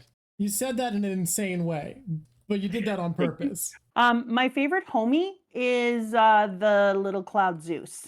Someone said delete your art, so goodbye. No. Yeah. Why are you doing this to my picture, people? Okay, we're there. We're at the place I asked you to bookmark. What did I ask you to bookmark, Drock? The explodey speech of Mr. Pedro. Thank you. Okay, I'm gonna need to get over this pink thing so I can talk about this because this means something to me. So we got Lick'emstick hanging out. Everyone's on the boat. They're trying to come after the Sunny. They're out in the middle of the water. Up comes the bubbly goo underneath. If you are a person who has ever read the book Professor Wormbog and the Hunt for the Zipper-Umpa Zoo, you will know that the bubbly goo can be very difficult. Up comes the bubbly goo, and the boat is hanging out in the air, and you're like, are you shitting me? We've been through so much. We've been through so much. You have got to be kidding me. Why are we bouncing out of the bubbly goo? And then suddenly Pedro, and what do you think you're doing, Pedro? Bombs? No, what are you thinking? I had a feeling this would be my final voyage. What? So long. And then he goes up. What do you mean, Pedro? One day you will understand the true importance of keeping Luffy and his crew alive here so that their voyage can go on. Listen to me, Yugara. Keep moving onward. Boom. And I loved it because we immediately go into this part where Licky Boy says, haha, you made out well, Pepper. How old are you? So now that you've had 50 years taken from you, that makes you what, 77 years old? Well, let's see how long you can last. I'll choose my own resting place. Did you name them the Nox Pirates to refer to the night? A rather negative connotation to choose. Roger, Lord Odin, I will join you. As they say, there is no night that doesn't end in sunrise. I don't have much time left, so listen up, everyone. Everyone has their moment to shine. Pedro, they're saying Roger is dead. To me, Nox is synonymous with the moment before the dawn. If I can lay the foundation for the dawning of the world, that the men I look up to await, then I will be happy. I am certain I have enough time for that. And so, the Straw Hats are the dawn, and Luffy is the sun. And Pedro gives up his life so that the dawn of the Straw Hats can come to fruition. He worked through the night, and he worked hard, knowing that if he made it through the night and was the watcher in the night, that one day he would be there to help bring the new dawn. And then because I believe that Luffy is the sun god, I believe that Pedro has lived up to that, and now Luffy can rise and the new dawn can begin. I think that's amazing. I just think that's so amazing. I cried and cried of happiness for him and was like, you've ended the night, Pedro. You've ended the night. Very beautiful. So I thought it was maybe one of the greatest things I've ever seen, because I think that I'm going to mark this moment with Pedro now. I'm going to see Pedro's watch of the night, and then his death that he chose for himself in a kamikaze sort of way. which is a death wind, which makes sense given that he was a bomb, that I'm going to see it as the bringing of the dawn. So I think that I'm hoping shortly that I'm going to get to see Luffy come into his own, especially since we'll get there in a minute. I'm not there. Okay. But the crew gets so devastated by it and so killed.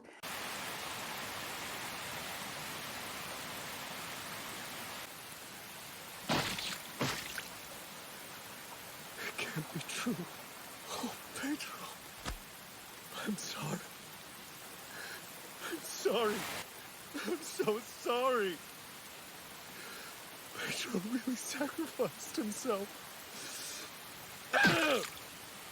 Damn it! No! No! This is all my fault! I was defeated too easily! I couldn't protect the Sunny myself! Pedro! I was so weak! Wait! No!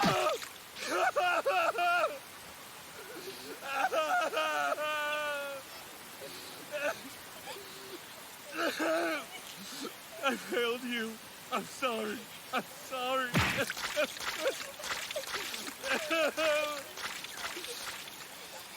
If only I was stronger. And I really enjoyed that old Jim was like, stop it. Stop acting like you're just allowed to freak out and waz all day. You need to suck it up. We're still not out of trouble. There's all these things going on.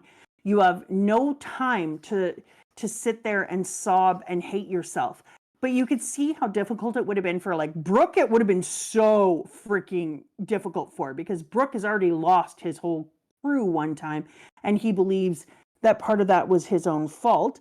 And so for Brook, this would have been like feeling like a failure, and that's upsetting as hell. But it's hard for all of them. Like if you think about how many people they lost and the way it was, and they didn't have an opportunity to talk them out of it or to think of their own ideas. So you would feel like Pedro had to give up his life because you couldn't think of a better way to get out of the situation quick enough. And that would just stick in you, right? Because the reason that he did that is he did quick calculations. He was ahead of all of them. He knew the things that old Jim knew, and he started to say to himself, well, we have ships here. We have Mama coming from that direction. We have people over there. Okay, here's what we got to do. And just does it.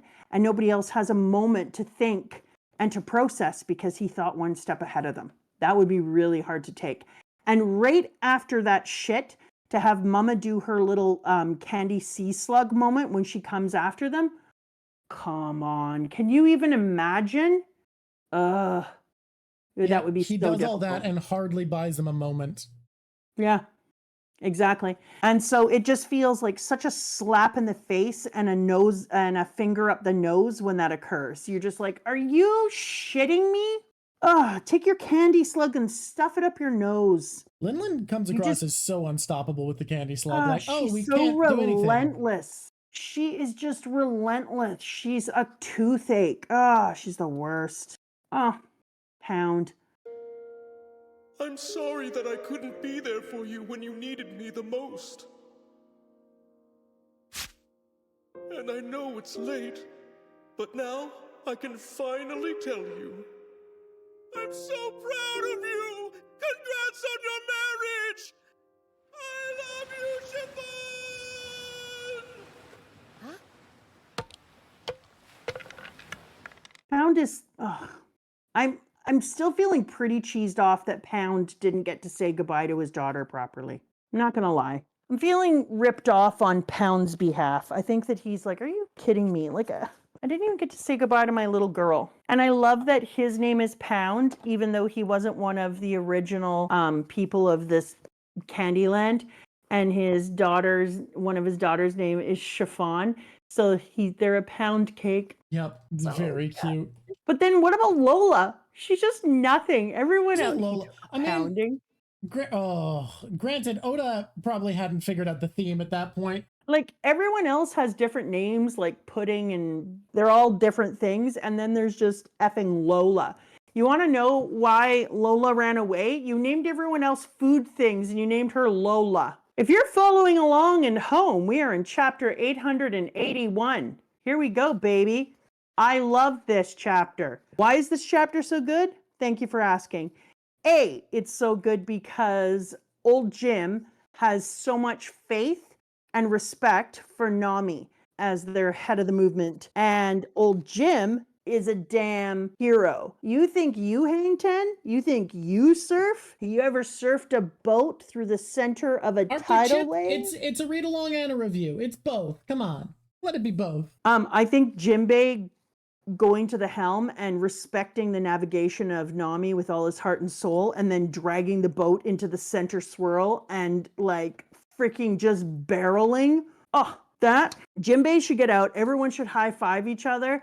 Then they should start speaking like surfers, and they should all be like, dude, I could totally crush a burrito right now. They should all have a burrito. That was amazing. I was so excited when they surfed through the barrel in the what they called the green room. It was surfing in a tsunami. Yeah. And you know where that takes us, Drock? Where's that take us? Takes us to this little moment. Luffy has gone into a place you might have heard of. It's a mirror place. Doesn't matter. Well, I mean, first of all, can we just say the way he enters is so good of it doesn't matter if you can see the future, if you can't stop what I'm going to do to you. Exactly. That was him in the mirror with a gear third hand. I was literally about to talk. First we go right from old Jim surfing their freaking ship through a tsunami. And we're like, oh my God, that was the coolest thing I've ever seen. And then he said, we've got a good ship and a good navigator. With a good helmsman, this craft is invincible. And you were like, yeah. And then you partied and you high-five each other. And you're like, we're so cool, hang 10, bitch. And then in comes Luffy. And he gets inside and then he's baller. And I was like, what? Luffy?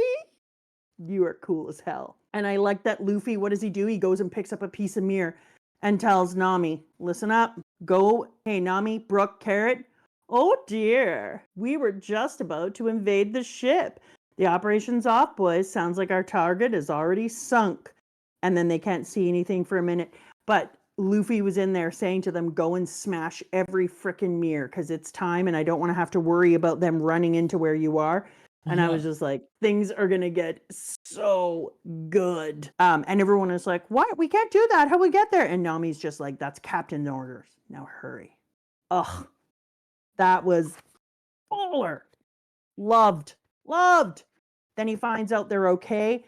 And he's just like, okay, now that I don't have to worry about them, it's time to get a move on, baby. And you know what I said? Good. I didn't know I was about to get myself some flashbacks and some montage of training. And if I'd known we had a training montage on the back end of this biatch, I would have been rushing. I think we've had enough flashbacks to Rayleigh now that I can give you a gold star for saying we'd get a training montage. It's just an extended one over a long period of time. Thank you. It's time. I'm super excited about it because I don't know, because I usually keep this to myself. It's kind of a secret. But I love me a montage. In case you didn't know. There's this one panel where all of the splinters, he puts them out of his mouth and then he looks at them and he grins with this like, determined. Okay. And then all of a sudden he makes like a forever alone face. Yeah, that's what I'm saying. It's he can't lie. So he's like, everything's fine. Okay. Is it time to really get into the fight? Are we ready to and then really he get says, into this? and I quote, I don't intend to die here. And then he says, nobody decides to die because they want to. Most death is unexpected and unwanted. And you're like, damn, he's fighting against a 1, 2, 3, 4, 5, 6. He's fighting against an 8-pack boy. Well, this ought to be fascinating. We're not in 881 anymore, are we? We are. We're coming out of it. Don't get excited. We're going to move fast. Okay. It is time to go into the fight. This is my favorite fight in all of One Piece. It has been actually surpassed, I think, but only barely. Up to this point, by far my favorite fight. I love it so much. You mean in all of the entirety of One Piece, this is your favorite recently fight? It has been surpassed actually, but it took something pretty big to surpass it, and holy fuck do I love this fight. Immediately starting off with Katakuri's, hey, stretchy boy, I'm you but better. Die. I think that comparing rubber to the mochi stretch was such an intelligent idea, because I've been wondering all along, for about 3 arcs, are we going to meet somebody who kind of has some of the same abilities as Luffy? Turns out, yeah, we meet our stretchy boy, and he's a fucking menace. Oh, he is such a menace. And like, I hate to say cool, because so much about this fight is that idea of trying to get over the thing of being cool and coming to terms with yourself. But once again, I think that this entire arc has a theme about self-change. I think everyone goes through a theme of self-change. Everyone from Pudding. Mama is our stagnated person who never changes, but you see the harm it does. So I'm talking about like some of the characters within it. Pedro comes up with this self-actualization. And then we have our stretchy mochi boy who lives his entire life having to be cool and never letting his back touch the ground and not letting people see him eat, and always having to maintain this air as the unbeatable, unstoppable force and hero of his family. And then coming to terms with that when he's fighting with Luffy, I think is one of the coolest things I'd ever seen. He balanced somebody actualizing themselves with a freaking brutal fight. Yep. And the actualization is made thematic to the fight by the fact that we learn from Rayleigh a thing you've been talking about all along. Haki blooms in the heat of battle. You need to go up against someone stronger than you to push your haki. So Luffy is realizing things about himself and does that, becomes like Katakuri by teaching Katakuri to become like Luffy. Yeah, absolutely. Which is incredible, because all along I kept saying, like, every single time he goes into battle, I feel like he comes out on the other side and he's stronger than he was before. And it's so weird and da-da-da-da-da. And then Rayleigh literally just says, if you want to build up, you have to fight people who are incredible hake users. Otherwise, you're never going to go beyond where you are. And it's crazy because you start to see all the things that he has done with his devil fruit, our little mochi dude. And he does use his haki well, but he doesn't seem to be growing in the way that Luffy is. He's not improving throughout the fight. He's not becoming something better. And I know that Luffy is less than him at first, but then Luffy grows, and instead of it helping him, it's his detriment. But Katakuri does improve as a person. Exactly. Like they both teach each other. We were talking also a bit before this about how this is could be seen as talking about exceptionalism, that Luffy is someone who sees his failure as part of growth, is never ashamed of who he is never afraid to look ridiculous, whereas Katakuri has been boiled by the pressure of expectation. Did you just say boiled? Yes. Like a mochi? Well, yeah, because like the whole idea of being cooked by the pressures of exceptionalism, of needing to be perfect, of needing to be unstoppable, and they're opposites. Luffy will always get back up. Katakuri will never let himself get knocked down. So earlier when you and I were talking, and I said, I think it's unbelievable that every single time he hits him, Luffy gets back up. And then you made a really cool point. So what was it? My point is, I love that Katakuri is a person who will never let himself get knocked down, whereas Luffy's a person who will never stop getting back up. Like, I think Luffy has more potential to become stronger because he will accept failure. He doesn't need to be perfect, but he will always get back up to try again. And that's the difference between Mochi and Rubber.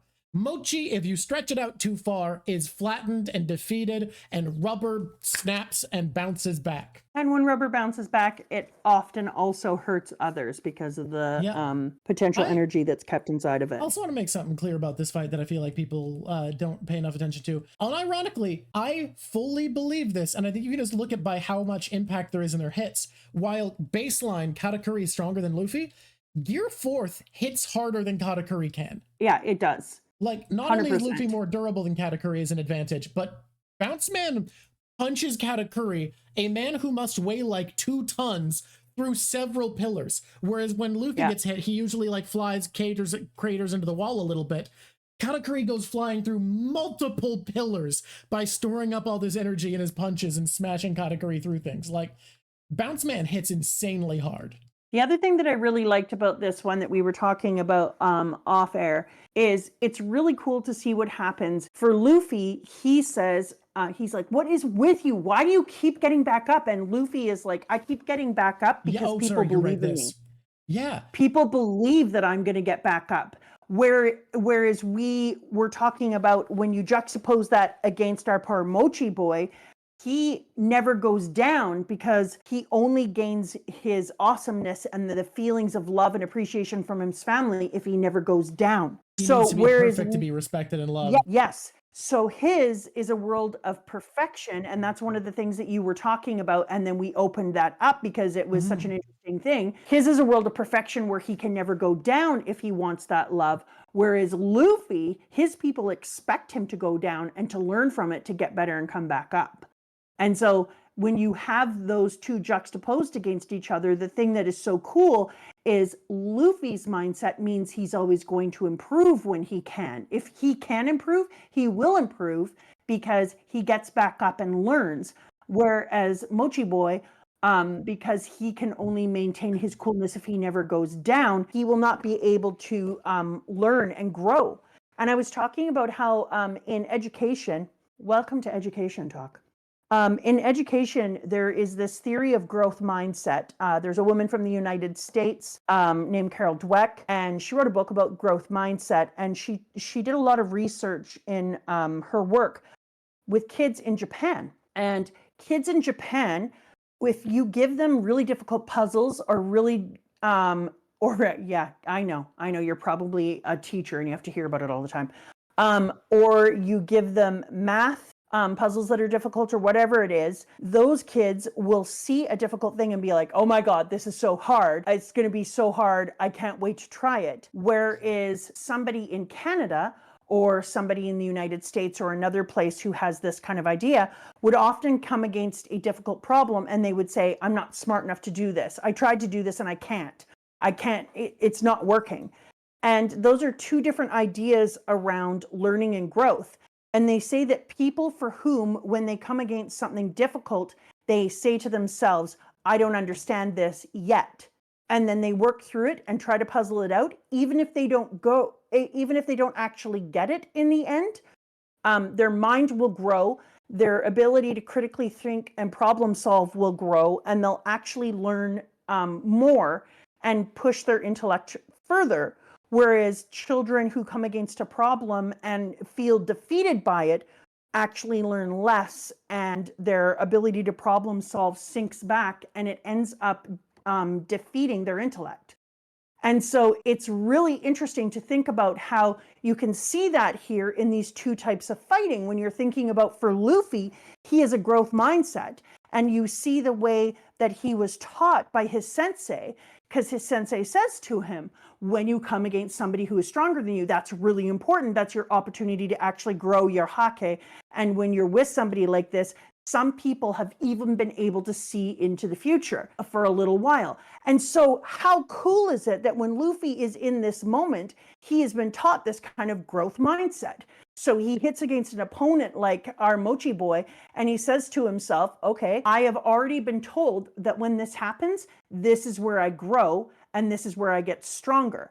What a freaking cool way to watch somebody become more than they were when they entered the fight and finally understand like why it happens, and then watch the other person grow in a different way and realize inside of themselves, holy shit, I am not expanding as a person because of my need to feel like I need to be perfect, to the point that I don't eat in public. I cover my face with the mochi ruffles, or as I like to call it, pirate mochi shirt. And I make sure that nobody sees me as anything but flawless, because my worth only comes from being flawless, and now how that held him back. And how does he see it? He sees it because his family sabotages the fight, and you have that little egg butt girl who comes in and needles Luffy's legs and makes him slip. And in that moment, he realizes, and she's like singing his praises and is so excited, and she's the queen of the fan club, actually a little grossly, if you ask me. Think about them being like, half siblings, yeah. And she's like, I was like, you're a little too into him. I'm not gonna lie, that's egg, your but brother, Flampe. I don't like how you're acting with him. She can be pear-shaped, but to me, she will always be egg butt. And so it's really interesting, because then when he sees what she does, he's like, that's bullshit. Do you think I want to win in that? do you think you need to fight in that way and come in on my behalf? Am I only going to be good enough for you if I never fall down, if people never see me in any kind of weak position? And he realizes who he is. But what's so funny about that is Luffy's not even pissed. He's just like, they're, it's no holds bar. We're pirates. That's how you fight. To Luffy, your crew helping you win a fight is fucking normal. It happens to him all the time. Yeah. He doesn't have this stupid sense of like, I will only win with honor. He's like, you dumb bitch, kill me if you have the chance. Sees Katakuri stab himself and is like, win. Fucking loser, win. Exactly. And so pirates. I love that for him, he's like, no, there's no honor in it because I've just realized that she's not helping me win because she is trying to help me survive. She's not helping me win because she loves me, truly loves who I am, and wants to see me carry on and for us to succeed together. She's helping me win because if I don't win, I lose all value to her. Ooh, that's a great way to look at it. That's the difference.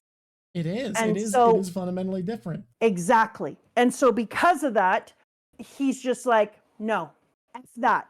And then you juxtapose that against the way that he feels about Brûlé, the way that Brûlé was picked on and was hurt and was discarded and got that scar across the face, the way that she was a beautiful little girl who grew up to look more like the Wicked Witch of the East and who was not taken seriously, and yet he protects her and he loves her. And why? He loves him for who he is. And then we find out when he's on the ground, laying on the ground, and he fell originally on his face. And what does he do? He stands again to fall on his back because his back never touches the ground, and he wants to make sure that in his loss, it does. And so he loses properly and allows his back. And then he says to Brûlé, I do lay on my back. And she says, I know. I've seen you in the mirrors. And you realize she's the real one. She's the one who understands him, who loves him, and sees him for the value of protecting his family and for being the human he's become, not for being perfect. And I think there's also something to the themes we've been talking about how you can gain strength from carrying on others' wills, even though he doesn't have this mindset of being okay with failure and letting himself be knocked down and all of that. His demand to be perfect is carrying on the will of his family, and that's helped him become as strong as he is, because he's being empowered by holding up so much. And that's a lot of the themes of One Piece, that you are stronger by carrying more, but by making that all he has and not trusting those people to be okay and love who he is without this perfection, he holds himself back.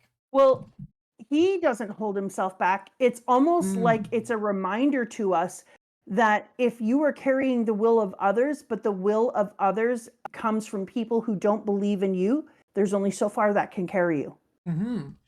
And the reason I'm thinking about that is I'm thinking about that moment later on when Sanji sees Nami and he does his weird Carlot wiggle boy, you know, those Carlot wiggle balloon dudes who go up. Inflatable tube men. He does the tube men.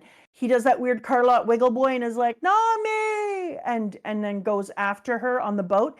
And then Nami goes, what is the weird glow around that person? It's not Hake. And old Jim says, it's not Hake, but yeah. So they both can see it. They can see the love glowing around Sanji as he's coming towards them. And it makes me think that love, that's a moment that Oda is telling us that what Luffy has is he not only has his Hake, it not only grows in battle when he goes against people who are stronger than him, that the love of crew and of family, whether they're found or whether they're made or whether you were born with them, is part of the will and strength. When we talk about the will, that will, we can see it in Sanji as a glow, as an aura around him. And so that feels to me like we are being told you can't carry the will of people who don't have that feeling for you, or of people who don't trust in you and believe in you in that way. I want to add something else on to all this conversation. There's one thing about this fight that used to bug me, and it doesn't anymore because of a revelation I've had, which is it feels like Luffy is literally just kind of grinding XP. Like, he's just like, yeah, I want to level up, so I'm going to fight you, which is true. That is the motivation. However, I've realized something. Everywhere Luffy goes in the world, he needs to make it better and liberate people.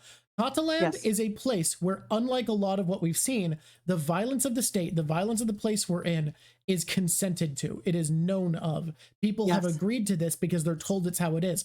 Luffy can't win with violence. He cannot just punch this country better, because any violence he uses is talked about as an act of terrorism. He's the bad guy, even though all the violence inflicted on civilians here is done by Big Mom.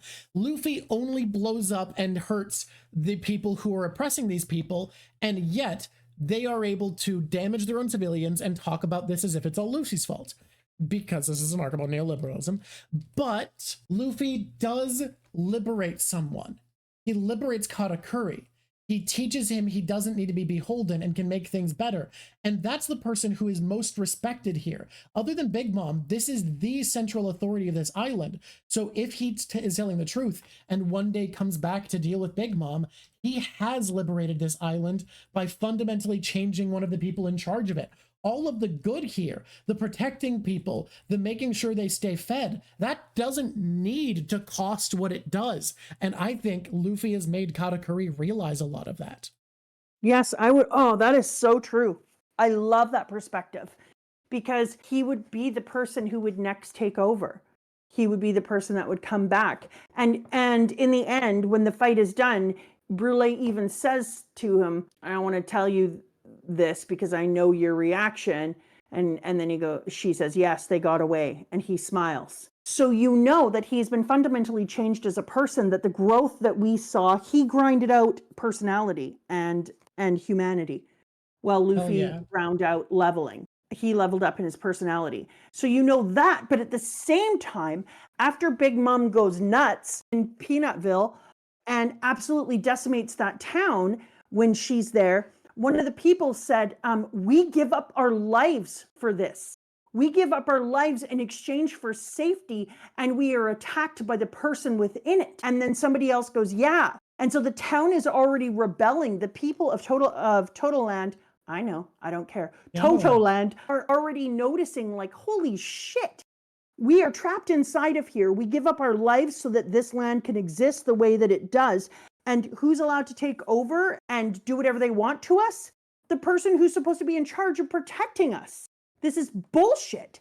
So not only does Luffy change the mindset of the people, or of the potential future leadership, the actions that are taking place within this are also changing the hearts and minds of the people who are within it. People say technically Paraspera is the oldest. There's no world where Paraspera wins a power struggle with Katakuri for control of the Big Mom pirates. No shit, no. Like that man can't inspire shit. Not to mention that my Mochi boy can just bite his whole top frickin' head off with his awesome teeth. No, Katakuri just wins that power struggle. Sorry, Paraspera fans out there, but you don't beat the Mochi. In the SBS, it's a mole with a crown eating a donut.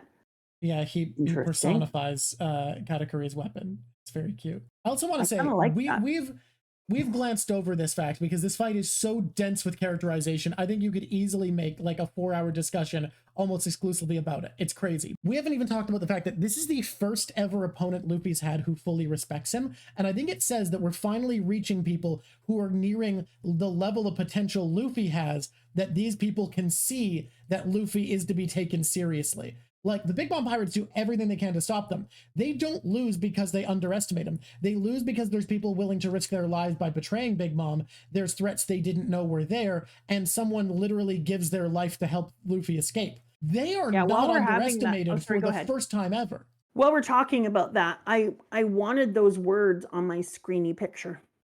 Which word? Oh, yeah, okay, we can do that. Because I think that's the thing that really meant the most to me in this fight is... Find a way.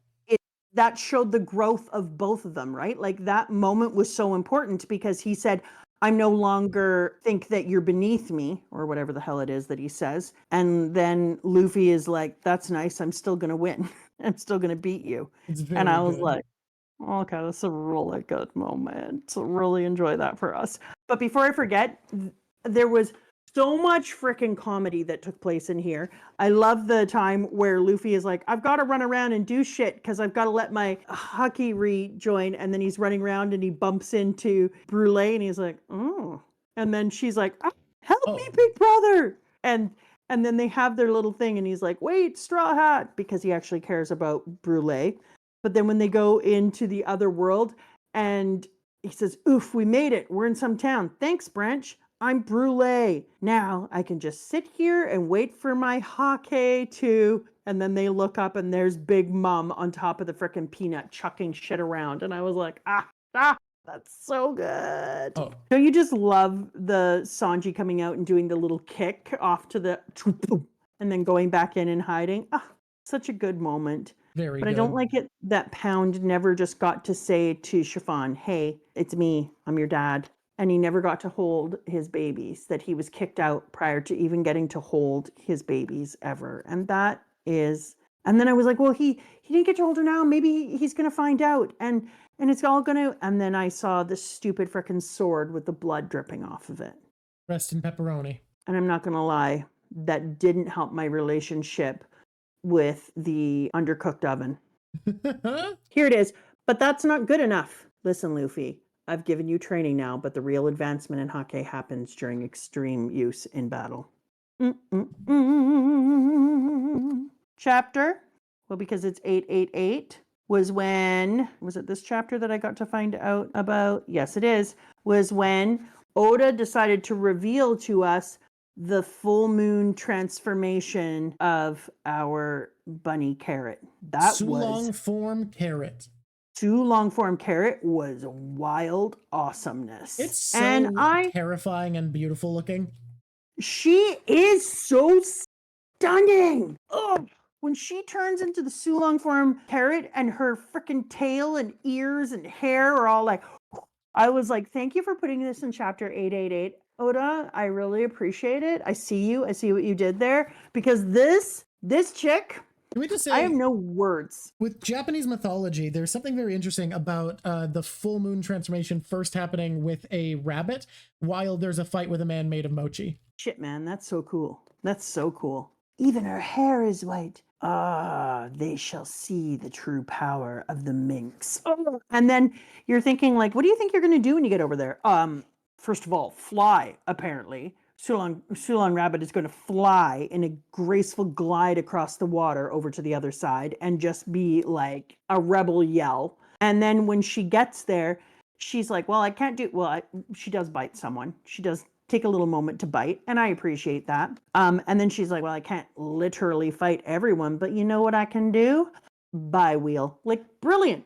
She absolutely used her intellect, and her action comes from intellect. She rips off all the goddamn wheels that she can. And it was awesome because our Brook here gets a win. And after what happened on the other side with Pedro and with the feelings of inadequacy they had when they couldn't take action, it was so cool to see that Brook got a win and got to run his ass across the water because he's so damn light that as long as he's moving fast enough, he doesn't sink in even with his devil fruit. That does not explain why he can carry carrot, but you know, I'll let him have it. Corpse. I'm glad you're safe. I'm ashamed to say, all I could do was put one ship's crew to sleep. You are amazing. Time to rest. So, how do you turn back? All I have to do is shade my eyes from the moonlight. Won't take much, just a hat.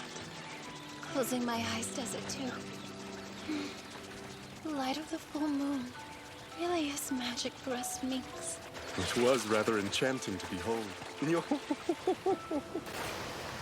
I love that he got to have a win because he really needed it. He really needed to feel like he was a part of the victory that occurred in that area because he felt more gutted than most after the Pedro affair. So that worked out very well. I also really appreciated that Sanji was like, screw you, you're not putting poison in this. Even though, if we're going to be honest, it's kind of similar to the way that Sanji is about women and not fighting them. We've got a lot of that same kind of feeling too, because you're like, sometimes you need to hit the woman when she is fighting you, you big dummy. And if we're going to be brutal here, putting poison into it would be the thing. And if Mama is in a hunger rage, you would have got to get her to eat some poison. But on the other hand, it would have defeated him being who he was. So something that you had said is that you felt like it would have gone the teachings against the teachings of Zeph. Do you want to just say it? I'm going to read the message we got from someone to read out today because it kind of goes into this. Okay. Chosen family. We all know found and chosen family is a big topic in One Piece, be it about all the amazing adoptive parents we already saw at the beginning of the story, like Bellemere, Zeph, etc., or the Straw Hats themselves that are a big family at this point. The reason I decided to write, by the way, this is by Dark A. Kuro from our crew tier, is why we're reading it out. I should say that. Very important to say that. The reason I decided to write about this, because one of my favorite absolute scenes in the anime manga makes me cry every time I see it. We're skipping ahead for this one, but it comes back to this idea. The scene where Sanji and Zeph cooked and served the same dish parallel to each other. Even all we saw in Whole Cake about Sanji's biological family, about how he had way more childhood trauma than we thought, and about how he is even more self-sacrificial moron than we already knew he was. The scene shows us once again that it doesn't matter who we share DNA with. The only family we need is the one we choose ourselves. And for Sanji, it's the old stubborn cook who shares his dream, sacrificed his leg and his dream for Sanji to survive, and who taught him how to cook and raised him and, of course, his friends. So here's why this ties in for me. Sanji is a character defined by values. He has so many things that he values and that he puts above being an effective fighter all the time. He is willing to put all of his values above being an effective fighter. And because Luffy would have people be as they are, Luffy doesn't tell him to get over his values. He is constantly sacrificing efficacy to be who he is. And in an arc where he is faced with the brutal efficacy of Judge, who will do whatever he can for power, Sanji only gets to confirm whose son he is by following through on the values his father taught him. If he didn't live up to the person that Zeph raised him to be, he wouldn't get to say at the end, as he does, no, I was not Judge's son. I am the son of Red Leg Zeph. He gets to pick that he's Zeph's son by living up to Zeph's values and feeding someone who's starving and never poisoning his food because he is a chef. Yeah, because that is their value together that they learned together when they were on the island, and as Zeph learned as a pirate, that you feed people when they're hungry. And so Sanji getting to do that to me was, I agree. I like totally got into a ball moment when I saw him standing side by side with Zeph. Both of them, and the fact that they moved back a little bit and had Zeph's crew say, like, why are you doing that? Why are you feeding somebody? He's our enemy. And he's like, because he's hungry. And they both say the same thing and put the food down. Oh, yeah. Hi there, YouTube, and welcome to the moment where we ask you to subscribe and like and ring bells and be a person who hangs out. Listen to me. Look me in the eye. Look through Drock into me. I made Drock. That is a person. They exist. I made them. I'm going to tell you a secret. Lean real close. I know you like it. You're still here. Why aren't you pressing like? It's weird. It's really weird. It's like wearing a wig backwards. It's just odd. It's an odd choice. You liked it. You're still here. Even if you hate it, press like, and then you can hate it some more later on. And you can be like, oh, I liked that. I hate that I like that. And you like that you hate it. So you like that you hated and liked. It's perfect for you. Everything is perfect in this way. And then also you should subscribe. And the reason that you should subscribe to it is because if you don't subscribe, then you won't get to like and hate it later on. But more importantly, subscribing brings your blood pressure down by 40 points. And 40 points is a lot. Now, some of you may think that your blood pressure is already too low. Some of you may go back to the perfect life. But 40 points, it's perfection. I feel like some would say too much, yeah. Yeah, damn, 40 points. I know. So you just have to subscribe and then unsubscribe and then resubscribe. And then that's the balance. That's the sweet spot right there. What you found is pure medical science, unfiltered, undoctored. It's like snake oil that works. What? Almost the most perfect snake oil. You can use it on your boots if you subscribe. It'll make your dishes cleaner. It'll make your jet dry work. Your doors will never cease to be locked unless you're in Canada, and then they're probably not locked, if I'm going to be honest to you. Your car will run better. And you will smile more resonating. You will also not ever spill toothpaste on the counter. And your dogs will enjoy you more. And if your dog already has another person who's their favorite, they'll change favorites and it'll only be you. This is a all for pretty the low pitch. price of free subscriptioning. And yes, you will find $1 outside. It will change your life in all the ways that are the best. The birds will fly. Yes, the grass grows better, all because you subscribed. From now on, I'm gonna make mad claims, and anything that the squishies say, I'm gonna add to the claims. I can't be out here making these claims all by myself. I need the squishies' help. Will it teach you love? You bet it will. You will have deep self-love after you subscribe. Your teeth will be whiter. Luffy will come to you in your dreams. You'll be best friends and braid each other's hair. It is your own personal miracle. And you will never have to run around looking for a wedding cake, all for the low price of free subscribing. You will learn French. It's going to be the best time of your life. Thank you for coming. Feel free to drop into our Twitch at any time. If you feel like this is unhinged, but you're kind of into it, definitely come to Twitch. Yeah, Twitch just gets more of this part, really. If the parts if you're on YouTube and the parts you love about Mom Piece are the unhinged nonsense and political discourse, then come to Twitch. Those are the parts that there's much less of in the edited videos. They edit out the crazy. We gotta go back to the future now. Come along. Okay, I like with me that it was great though. We love that fight. We love that guy. All the fights that have happened so far, I would say it's my favorite. It was peak fight. I love that Mama melts. I think it's amazing that we watch her melt, so that we can see what happens to her when she goes through this, but also so that she's starving by the end, so that it works with the narrative for our Sanji. I enjoy the Mama getting smaller, because when she does, she doesn't get nicer. Okay. But mostly because then she fights with us and she overuses Zeus. Does any enemy in One Piece look scarier than Big Mom when she's starting to starve, is riding Zeus and her hair is her Prometheus? Hair is fire? Yeah. Prometheus becomes her hair and she has Napoleon in sword mode. It is scary as shit. Scary as shit. But this had to happen for one reason and one reason only. She comes up to our ship. She's fighting us. She gets notch slashed by Brook. Well done, Brook. Brook actually... Brook does a lot in this arc. He kind of kicks some ass here, actually. Yeah. And he decides to just take over Brook. And he's just like, hey, how about this? I cut you in half. I do this. I forced you to get attacked by your own lightning. And now you can lay down in the water. Haha.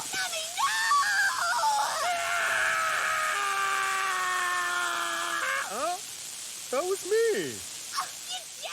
Here's why all that is very, very important. We did it. That was amazing. We minimized the damage as best we could, but the ship still took quite a beating. It really did, by the way. It needs some fixies. It needs some fixies. I don't suppose he has the feistiness to trouble us anymore. And then Nami goes, oh, Zeus. And Zeus is like, you seem to have been under a misconception. I wasn't asking you to be friends with me. Let me state the question one more time. Will you be my servant or will you die? Nami, that's fucked up. OMG. Damn, Nami. Damn, girl. This is one of the best lines that he put in this whole thing when he says, in the mirror world, they think that I'll beat you and appear in the mirror because they believe in me. And then it shows Sanji, who's standing there cooking and getting everything done and all of his different crewmates. And you're just like, you just make us love the Straw Hats so much. So much. I just adore it. Okay, in case you are following along at home, we're somewhere around 892. Somewhere in there. But we're not staying there because we're moving forward right away. Because I already talked to you about how cool it was that Sanji did his little weird parking lot car seller dude and came out with it. I love you, Nami. And then they saw the glow around him, which to me really said that it was the glow around him, love has a place in this story as something that will strengthen. And I was saying to Drop that I think somewhere near the end of the story, or maybe right in the end, one of the differences that could be made where our Straw Hats or our Straw Hat Armada or whatever the hell we are, all the things come together, is that Luffy was chosen because they believe in him, they love him, their belief and strength in them is love, and that it's that love is going to be the thing that's going to be the advantage over the, maybe let's say, just for the sake of saying, Blackbeard. So Blackbeard in an end fight would have the will, and he would have the strength, and he would have his devil fruits, and he would have a strong group of people fighting with him, but he wouldn't have their love. And when we saw that love was a thing that people can see, that both old Jim and Nami could see the glow that was around our boy Sanji, it made me start to think about whether or not love could actually be used as part of the thing that helps our Straw Hats win in the end. That it's going to be the pushing over the edge layer. I think I would like that. I could go for that. I thought it was a very clever idea to have just take one mirror and stick it in the center of the city. It was an intelligent idea, kind of to put that through. I was like, yeah, that's the way you do it. That's what you do right there. And it looked pretty bad for our kids. He did a really good job of hyping it up this time. It felt like we were a real culmination. And when Luffy finally wins his fight against our Mochi boy, and she decides to hate her brother because of his lack of strength, and she is so creepy. Ugh, just nasty. Oh, there it is. Here's the words that I wanted you to get. I've been looking for them. Yeah, no, I have the panel open. Mama? I no longer assume that you were inferior to me. That's great, thanks. But I'm still going to win. Great stuff. When Luffy is learning how to, and we get to see Rayleigh doing all the different work of training him and bashing him in the face, and we get to see Luffy having to be trained with his eyes closed, and how he can start to see the color of observation. I really feel like the color of observation is going to be a thing, that different color haki means something. I really do. Within the confines of color of observation haki, you seem especially attuned to the emotions of living things. It's probably unconscious, though. You're setting yourself up for a world of pain. Well, come on. I'll train you with everything I've got. And then he closes his eyes and he's able to see the hake of our Mochi boy inside of the closed-eyed world, which was interesting because that was the same type of observation that we had with Sharp-Nosed Usopp. So I'm wondering if Usopp is going to be able to train his observation up to have a little future sight as well, because Usopp was already in this area. I also wonder, like, we don't ever get to see it, and I would like to be able to see it. Like, I never get to see whether or not they're having these kind of conversations around a table, like when they're eating. If Luffy would ever be like, hey, do you know that how you train your observation haki up? You do this and this. And I would really like to kind of see them have some of these kind of conversations. We had the one around the fire when we got to see the planning when we were in Skypiea. I'd like to see a couple of more of those where I get to see them training each other and kind of giving each other tips and tricks and like, here's something I learned. Because how could they not be doing that, right? We don't see a lot of that, so it's hard. Yeah, we don't really know if that's happening or not. Yeah, and I'd really like to see it. I think it would, because I can't imagine being a crew that's on a ship together and moving from place to place, wanting to become stronger so that you can take over and be the king of the pirates, but not kind of sharing the different practical things that you've learned along the way. And I think I would like to just see a little bit of that. Anyways, I think the color is going to matter.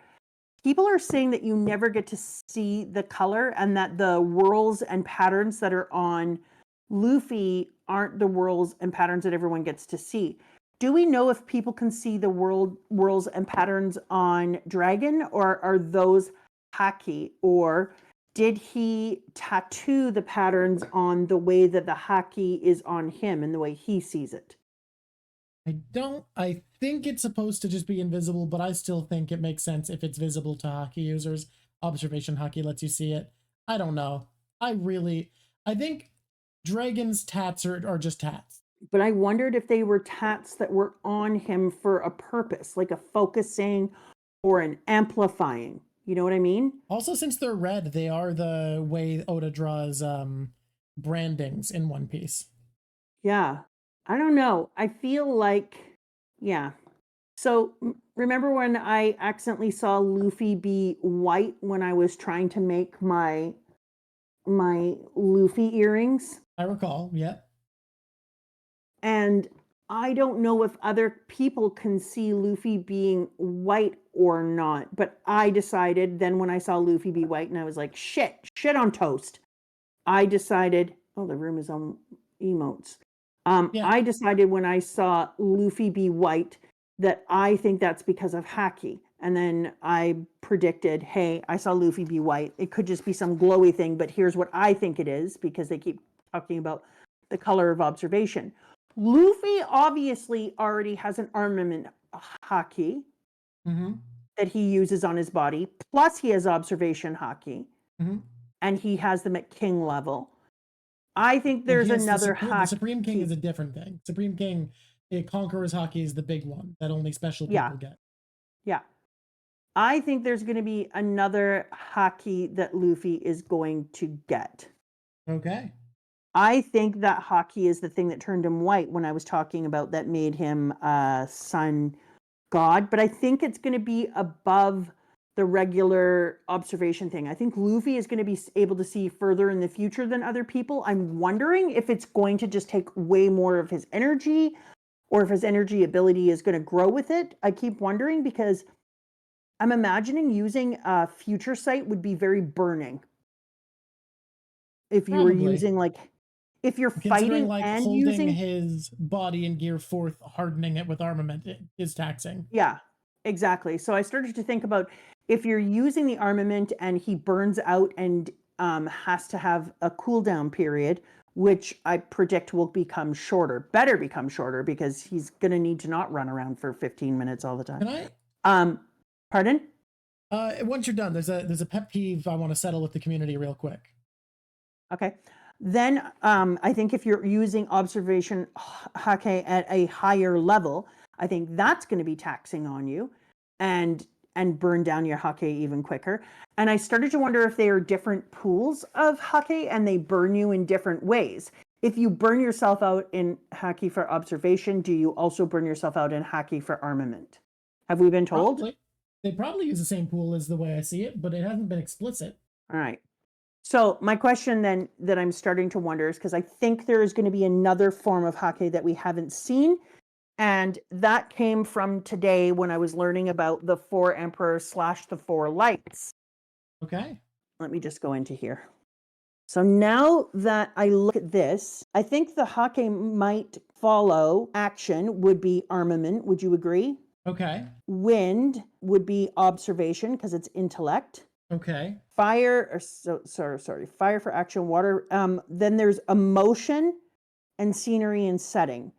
So scenery and setting, I don't think, I was trying to think about how that could be Hake, whether or not there could be a way of manipulating the earth. Way you say Hake is still killing people, by the way. I know, I do this all the time. They hate it. Hake. Hockey. I still think that it's possible that there could either be two more, and one of them could use the strength of the earth and or manipulate the world around you, you know, like the ability to lift up mountains. Say, if you were trying to, I don't know, create a separation of all the different oceans. Do you see what I'm saying? Yeah. So if Earth is for scenery and setting and storytelling, but it is for stability and grounding, I'm wondering if Haki sounds like hockey. Haki. I'm wondering if it can also be the thing that lets you control the Earth and move it up and down. Build mountains, destroy mountains, create a red line, create a grand line. I'm wondering if that's what's going to occur now with Hake. I'm starting to wonder. And then the emotion one, I'm wondering if controlling your emotions is such a big piece, right? So I do think now that there is going to be more kinds of Haki. Well, let's see. Is what I've decided. That would lead to there being effectively one more kinds. Yeah, I think there's going to be one more kinds of Haki. No, because there's also emotion. I mean, yeah, but I would say there's currently 3 types of hockey, Hacky. So if you're right, and they're based off of the wins, then there'd only be one more.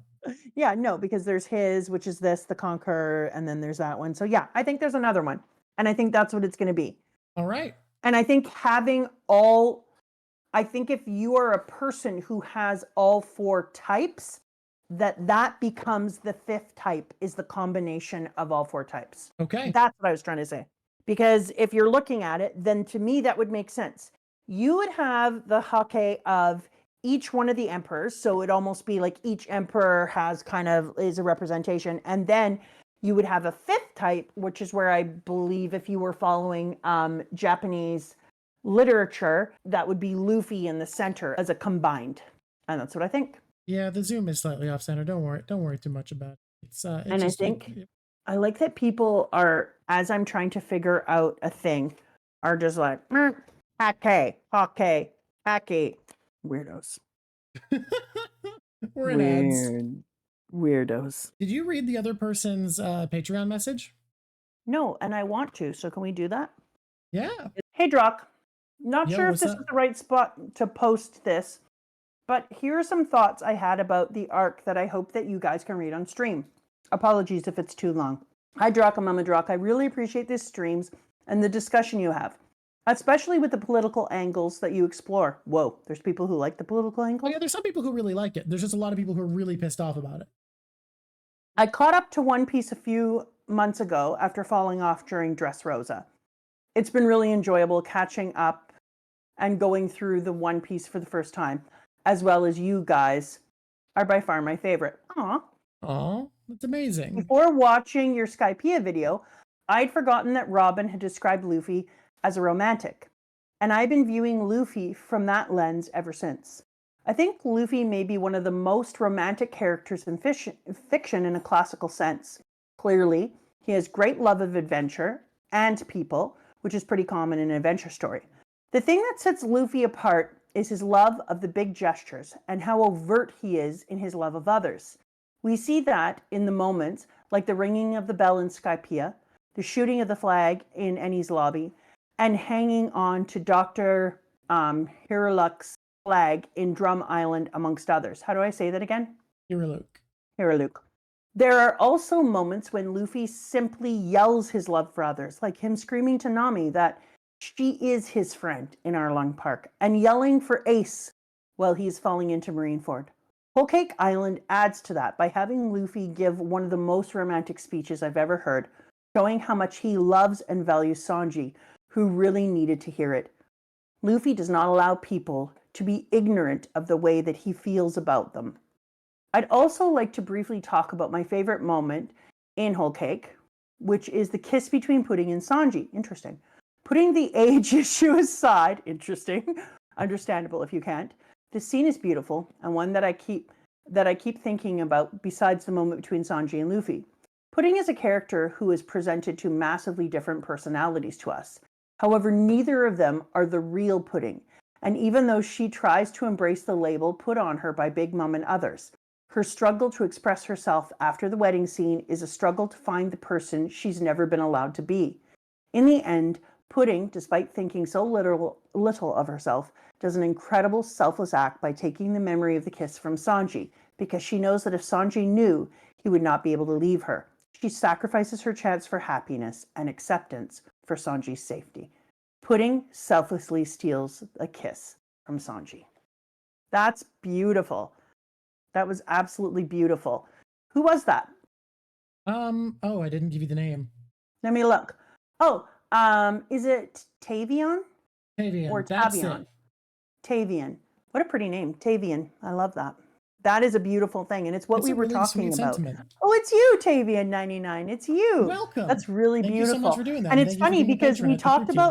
we talked about that, and yet you articulated it so much better. Okay, we aren't done. Here's a couple of things I want to talk about, and people are going to have a freak out because I didn't talk about some stuff. Okay. So let's Look, just we're say, gonna miss stuff. It happens. Mama eats a damn cake. The cake is good. Cake. Good job. Good job, Mama. You ate a cake. The kiss is stolen back. That's good too. There's the blowing up. All that is good. What book am I on? The blowing up is good. I love when Pedro explodes. TBH.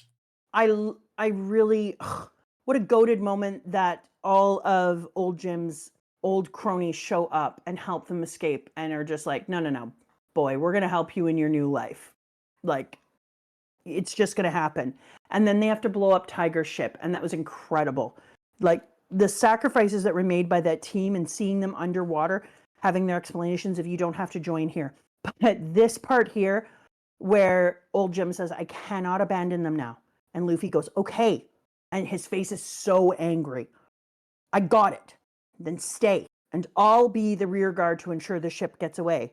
At this point, if the mothership and fleet remain on our heels, escape will be impossible. Allow me to hold down the end of the line. I will fulfill this duty and return alive. And they glare at each other. Don't forget, Jinbei. Your captain is me now. We'll be waiting at Wano. So you better show up. I am in your debt. Don't let even death stop you. Damn! That was such a great toe-to-toe, because that's what we talked about with Luffy, is that ability to understand his leadership. I have to let my people do what matters to them. I have to let them clean up their priorities. I need to, but I need to remind old Jim how much he means to us, how much we've been waiting for him. And I think that him reminding old Jim, you used to be the captain, but now I'm your captain, and I'm going to take that responsibility seriously. So keep your damn self alive. I love it. So good. It was brilliant. And I love that right before the end that we even got to see that News Kuzbro is seeing everything, and that as he's flying away, Straw Hat Luffy is escaping and leaving Jinbei behind for the rear guard. The fleet is being held back. They'll lose sight of the ship. And then he goes, go Straw Hat, go. Huh, you seem to be in their corner. Well, he's certainly a contender the way I see it, Stussy. In the near future, one of the worst generation is going to rise to claim the mantle of the Pirate King. I girl, love that. Girl, that's incredible. I also love that Big News Morgans has seen enough pirates going around that he's like, no, it's not going to be one of the existing emperors. It's going to be one of these new fuckers. Yep. That was just so good. Of course I'm going to pick someone to root for. And it's going to be this person. And then as they're leaving Mama's territory and we're watching all the shit that Pudding went through, and we're finding out about her pulling the kiss away from him, and Luffy is being healed, and we're watching the why did you switch to your back? Didn't you fall face first? Yes, I wonder why. That whole scene, like the end of this was so well done. He led and led and led. It goes together so well. And then it all comes together so beautifully. And then we hear all the German people, and they decide that, yep, this is enough. We've done what we needed to do. They've escaped, and we realize, yep, they 100% were just here for the Straw Hats. And all of that was absolutely incredible, because they did owe him that. They owed him that.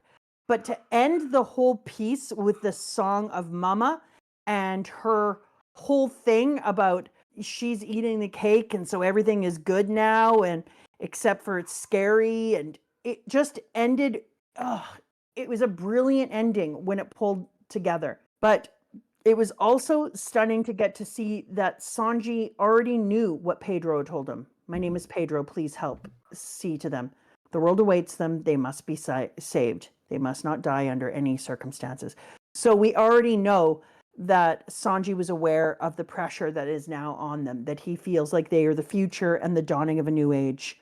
Her lyrics in that song basically say, like, all that matters is that we get to have the very best things.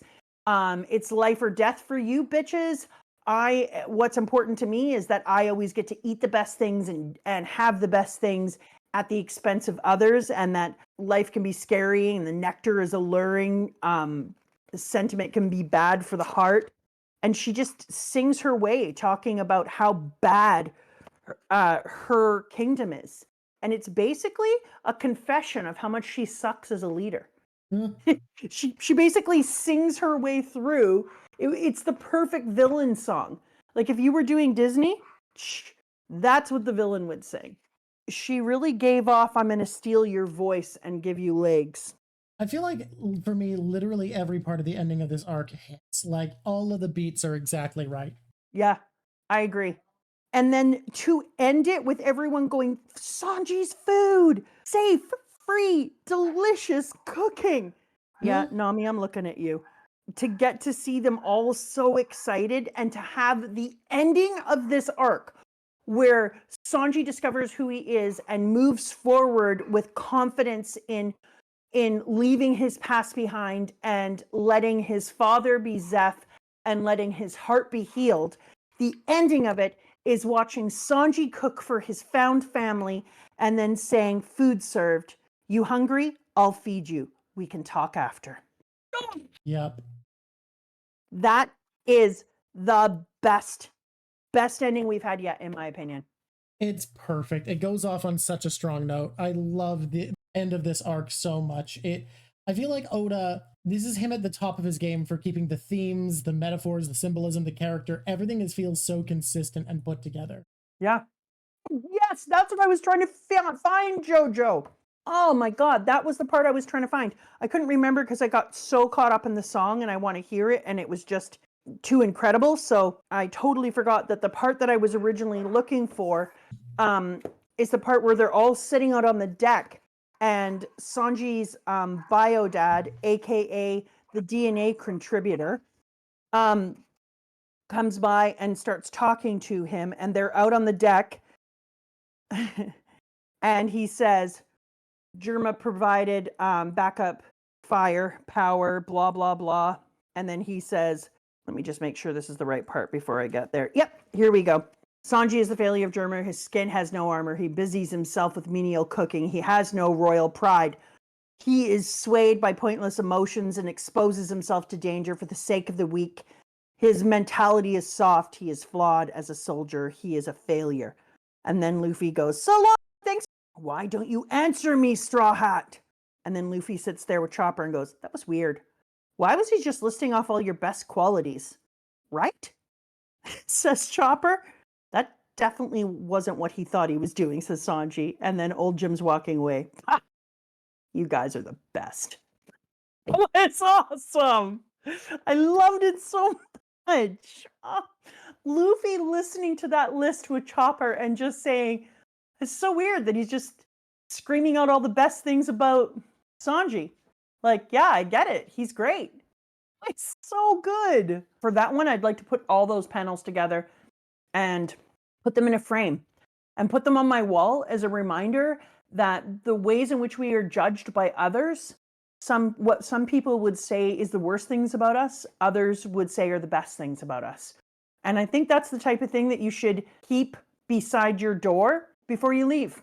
And instead of looking in the mirror, look at that and remind yourself that when you go out into the world today, some of the things that people don't like about you, for other people, those are the things they think are your best qualities. Yeah, we forgot to talk about Peekums and his little moment of awesomeness and carrying Luffy out on his back through the mirror. That was GOAT. That was full GOAT. I was absolutely impressed with Peekums. I don't know if you know this. I love Pom Pom. You're a big fan of that guy. He's so awesome. The thing I was going to talk about is that people get big fan bases angry at them for not mentioning Snake Man, the new Gear 4th form. Oh, that was so wild. That was a really unexpected thing. Am I going to be seeing a whole bunch of new forms within each of the things? Like, because Gear 2, we haven't added any like new Gear 2 things. So Gear like, 3 are we gonna... he moves the air around is all. Yeah. So is it only in Gear 4 that he adds new areas? It certainly seems that way. I just want to say, there's a misconception that I have a qualm with in the community. All right. Yeah. The advantage Snake Man gave him is he could punch really fast and change the course of his attacks really quickly so that he could see the future, watch Katakuri see the future, and watch the way he'd move to dodge to readjust his punches to hit at angles that Katakuri doesn't expect, right? Yeah. It has better attack speed. I see people all the time, all right, talk about how Snake Man is the speed form. He doesn't fucking move. He stands there and punches. Luffy literally doesn't move in Snake Man. It's not the speed form. Everyone talks about it like it's the speed form. He's not running around. He literally stands still the whole time. Everyone talks about it like Snake Man's so fast. Literally, he stands there. He literally doesn't move. It's such a weird frustration to see everyone talk about like it's the speed. It's the speed form, but like, yeah, attack speed. It's attack speed, not movement speed. He stands still. He literally stands still and gets hit by everything launched at him. Bounce Man dodges. Snake Man gets hit every time Katakuri gets close because he literally stands still. Huh. Yes, I know it's attack speed, but people act like, wow, someone kept up with Snake Man. Snake Man's this. No, he literally stands still. It feels so weird to act like it's universal speed form. What I loved about Snake Man, so I don't know that there's any troubles with any of these things, but for me, what I loved about Snake Man was it feels like a nod to our main girl. Oh? And to Boa? It feels like a nod to Hancock, both because he trained over there and because of all that they gave him. So for me, having a Snake Man in Gear 4, I was like, damn, that just feels like a little nod over to Boa Hancock. Like, I see you. I've noticed how strong you are and how great you are. And so I'm going to bring out the snake.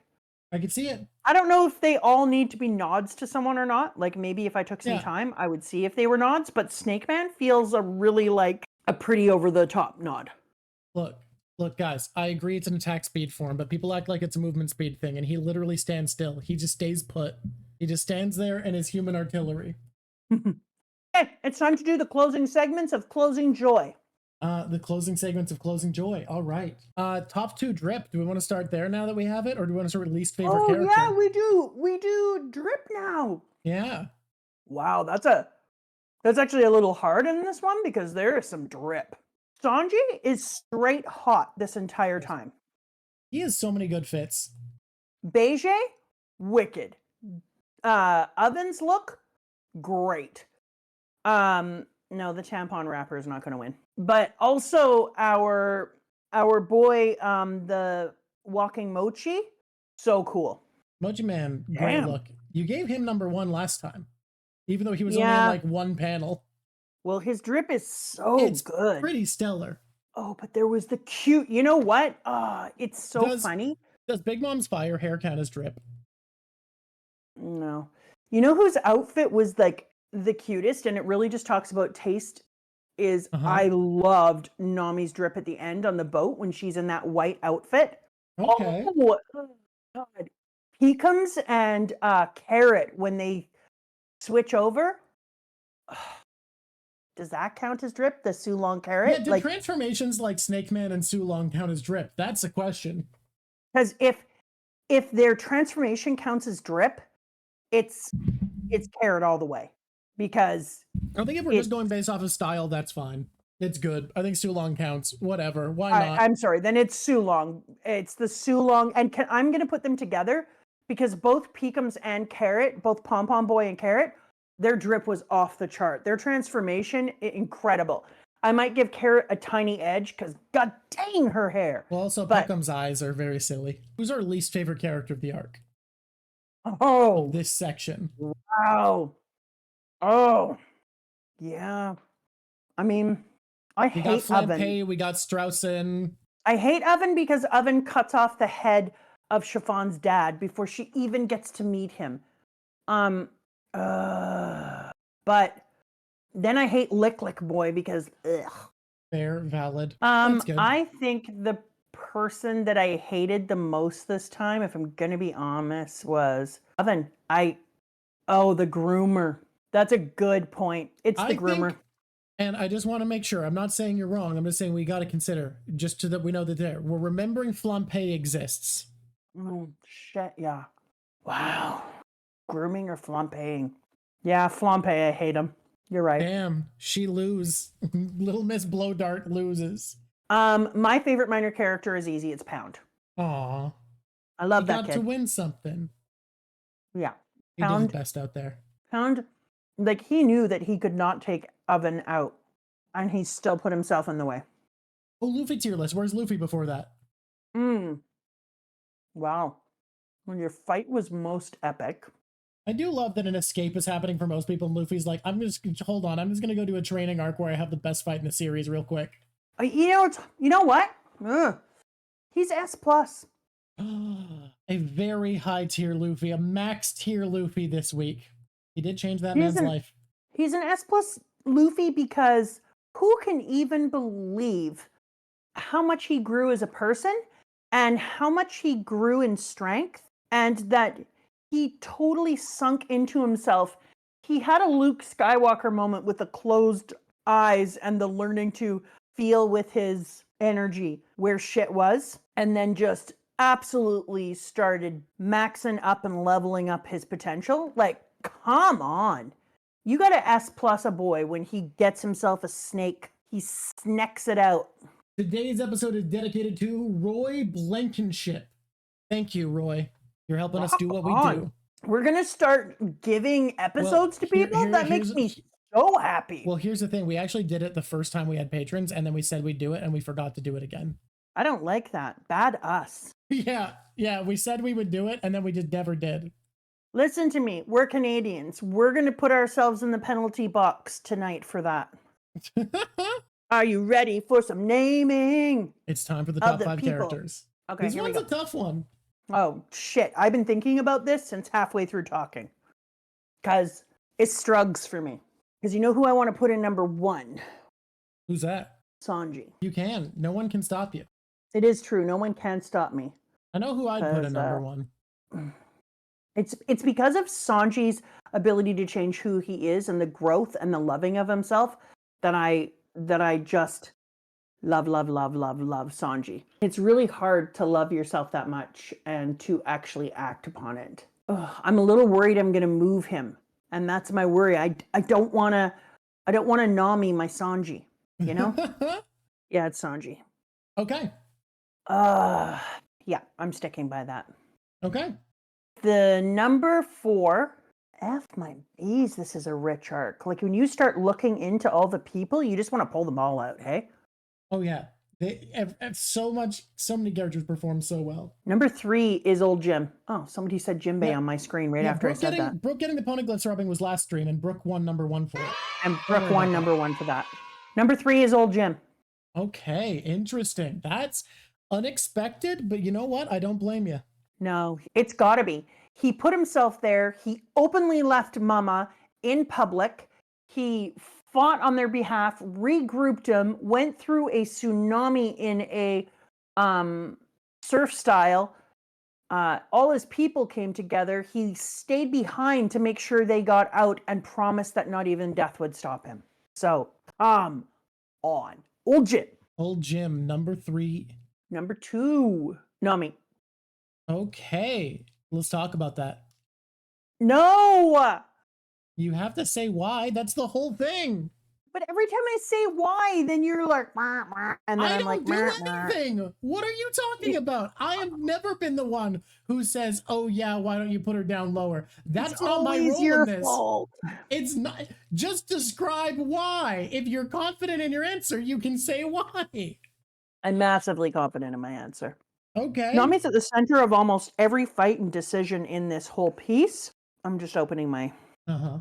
Yeah, my Nami is in the center of almost every issue that takes out, and is the person who gets to the ship first, is pulling the whole thing together, navigating them out of the living hell, is telling everyone, let's go, we got to move, they're going to be chasing after us, is leading everybody through the forest. She's actually interesting. The reason that Nami is my number 2 this arc, this half of the arc, is she's the navigator, but on land. Okay. It seems like the entire arc, she's the one who is finding the clearest path, and it's almost like Farsight.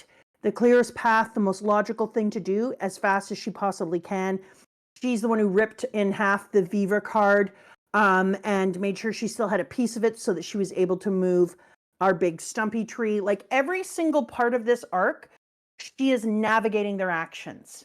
And it feels like she really stepped up a role in this one, because normally I feel like You know what I mean when I say, like, I can't put my finger on it. She doesn't have a definable big moment, we always say, in all the different arcs that we put her in. But in this one, it really felt like I could finally see what the thing is when she is doing those big things that I can't put my finger on. And in here, it became really clear. Nami was navigation, Nami was navigation, but on land and sea.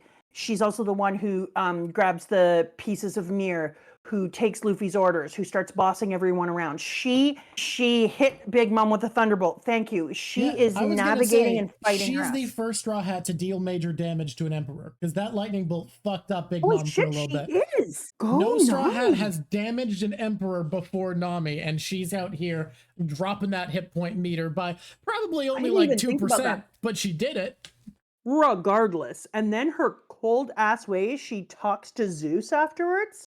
Let me make this clear to you. Like, unless you count Luffy hitting Blackbeard, that also counts, but that wasn't while he was an Emperor, so it doesn't. I'm gonna make 4 Beige and 5 Pedro. Fair. Now your list has a lot less Katakuri than mine would have, but I respect it. I want to say that Katakuri. There's too many good characters. I can't judge you. Like last time, Brooke was definitely straight to the top of the charts, the best. Yeah. Brooke in this time was amazing, but so was Carrot, and she's not on the list. Yep. So was Pom Pom, and he is not on the list. Yep. So is my Mochi Mochi. He's not on the list, and he changed so many things. Yeah, like, look, I would make my list different, but this is an arc where I can't judge your choices in the slightest because like there's so many good choices, and it's hard. We're only giving ourselves 5 slots. I really don't want to not do it justice. This was again a lot of chapters, and I really feel like I didn't give everyone their all. And we talked for 4 hours and 28 minutes. But like you look at it and plot wise, how could you break this into 3? Like it doesn't fit. No, it really doesn't.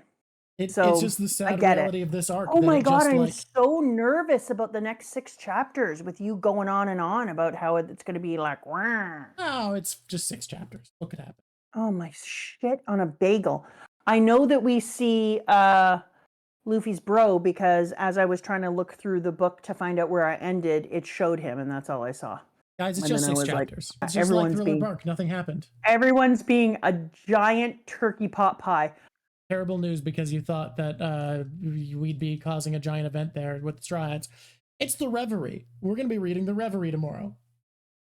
Oh my god, and it's only 6 chapters long? Yep. The whole Reverie is 6 chapters long? Sure be. Okay, so the News to Coos dude is going to go back. He's going to tell them a whole bunch of shit about what happened there. It's going to spread like wildflower through the Reverie. Our boy is going to go up in bounty by a bazillion % because what is the Mochi Mochi is that a billion berry? 1,057,000,000. Oh shit, yeah. So he has to go over him. Boom! We're getting an upgrade in our reward. We're going to go over 1 billion. And then Mama's going to take a hit to her reputation.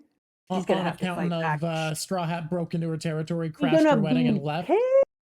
Because Mama's going to take a major hit to her reputation because of this.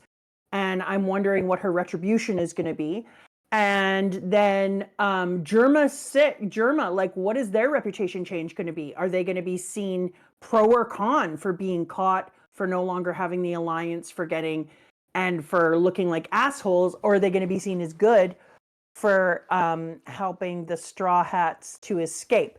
And then people are going to start talking and having, well, I wonder if there's going to be polls about who people think is going to be the next Pirate King, and if he's going to do like editorializing about who will be the next Pirate King. Oh, this is going to be crazy. All right, we're going to have to see that tomorrow. I'm so excited.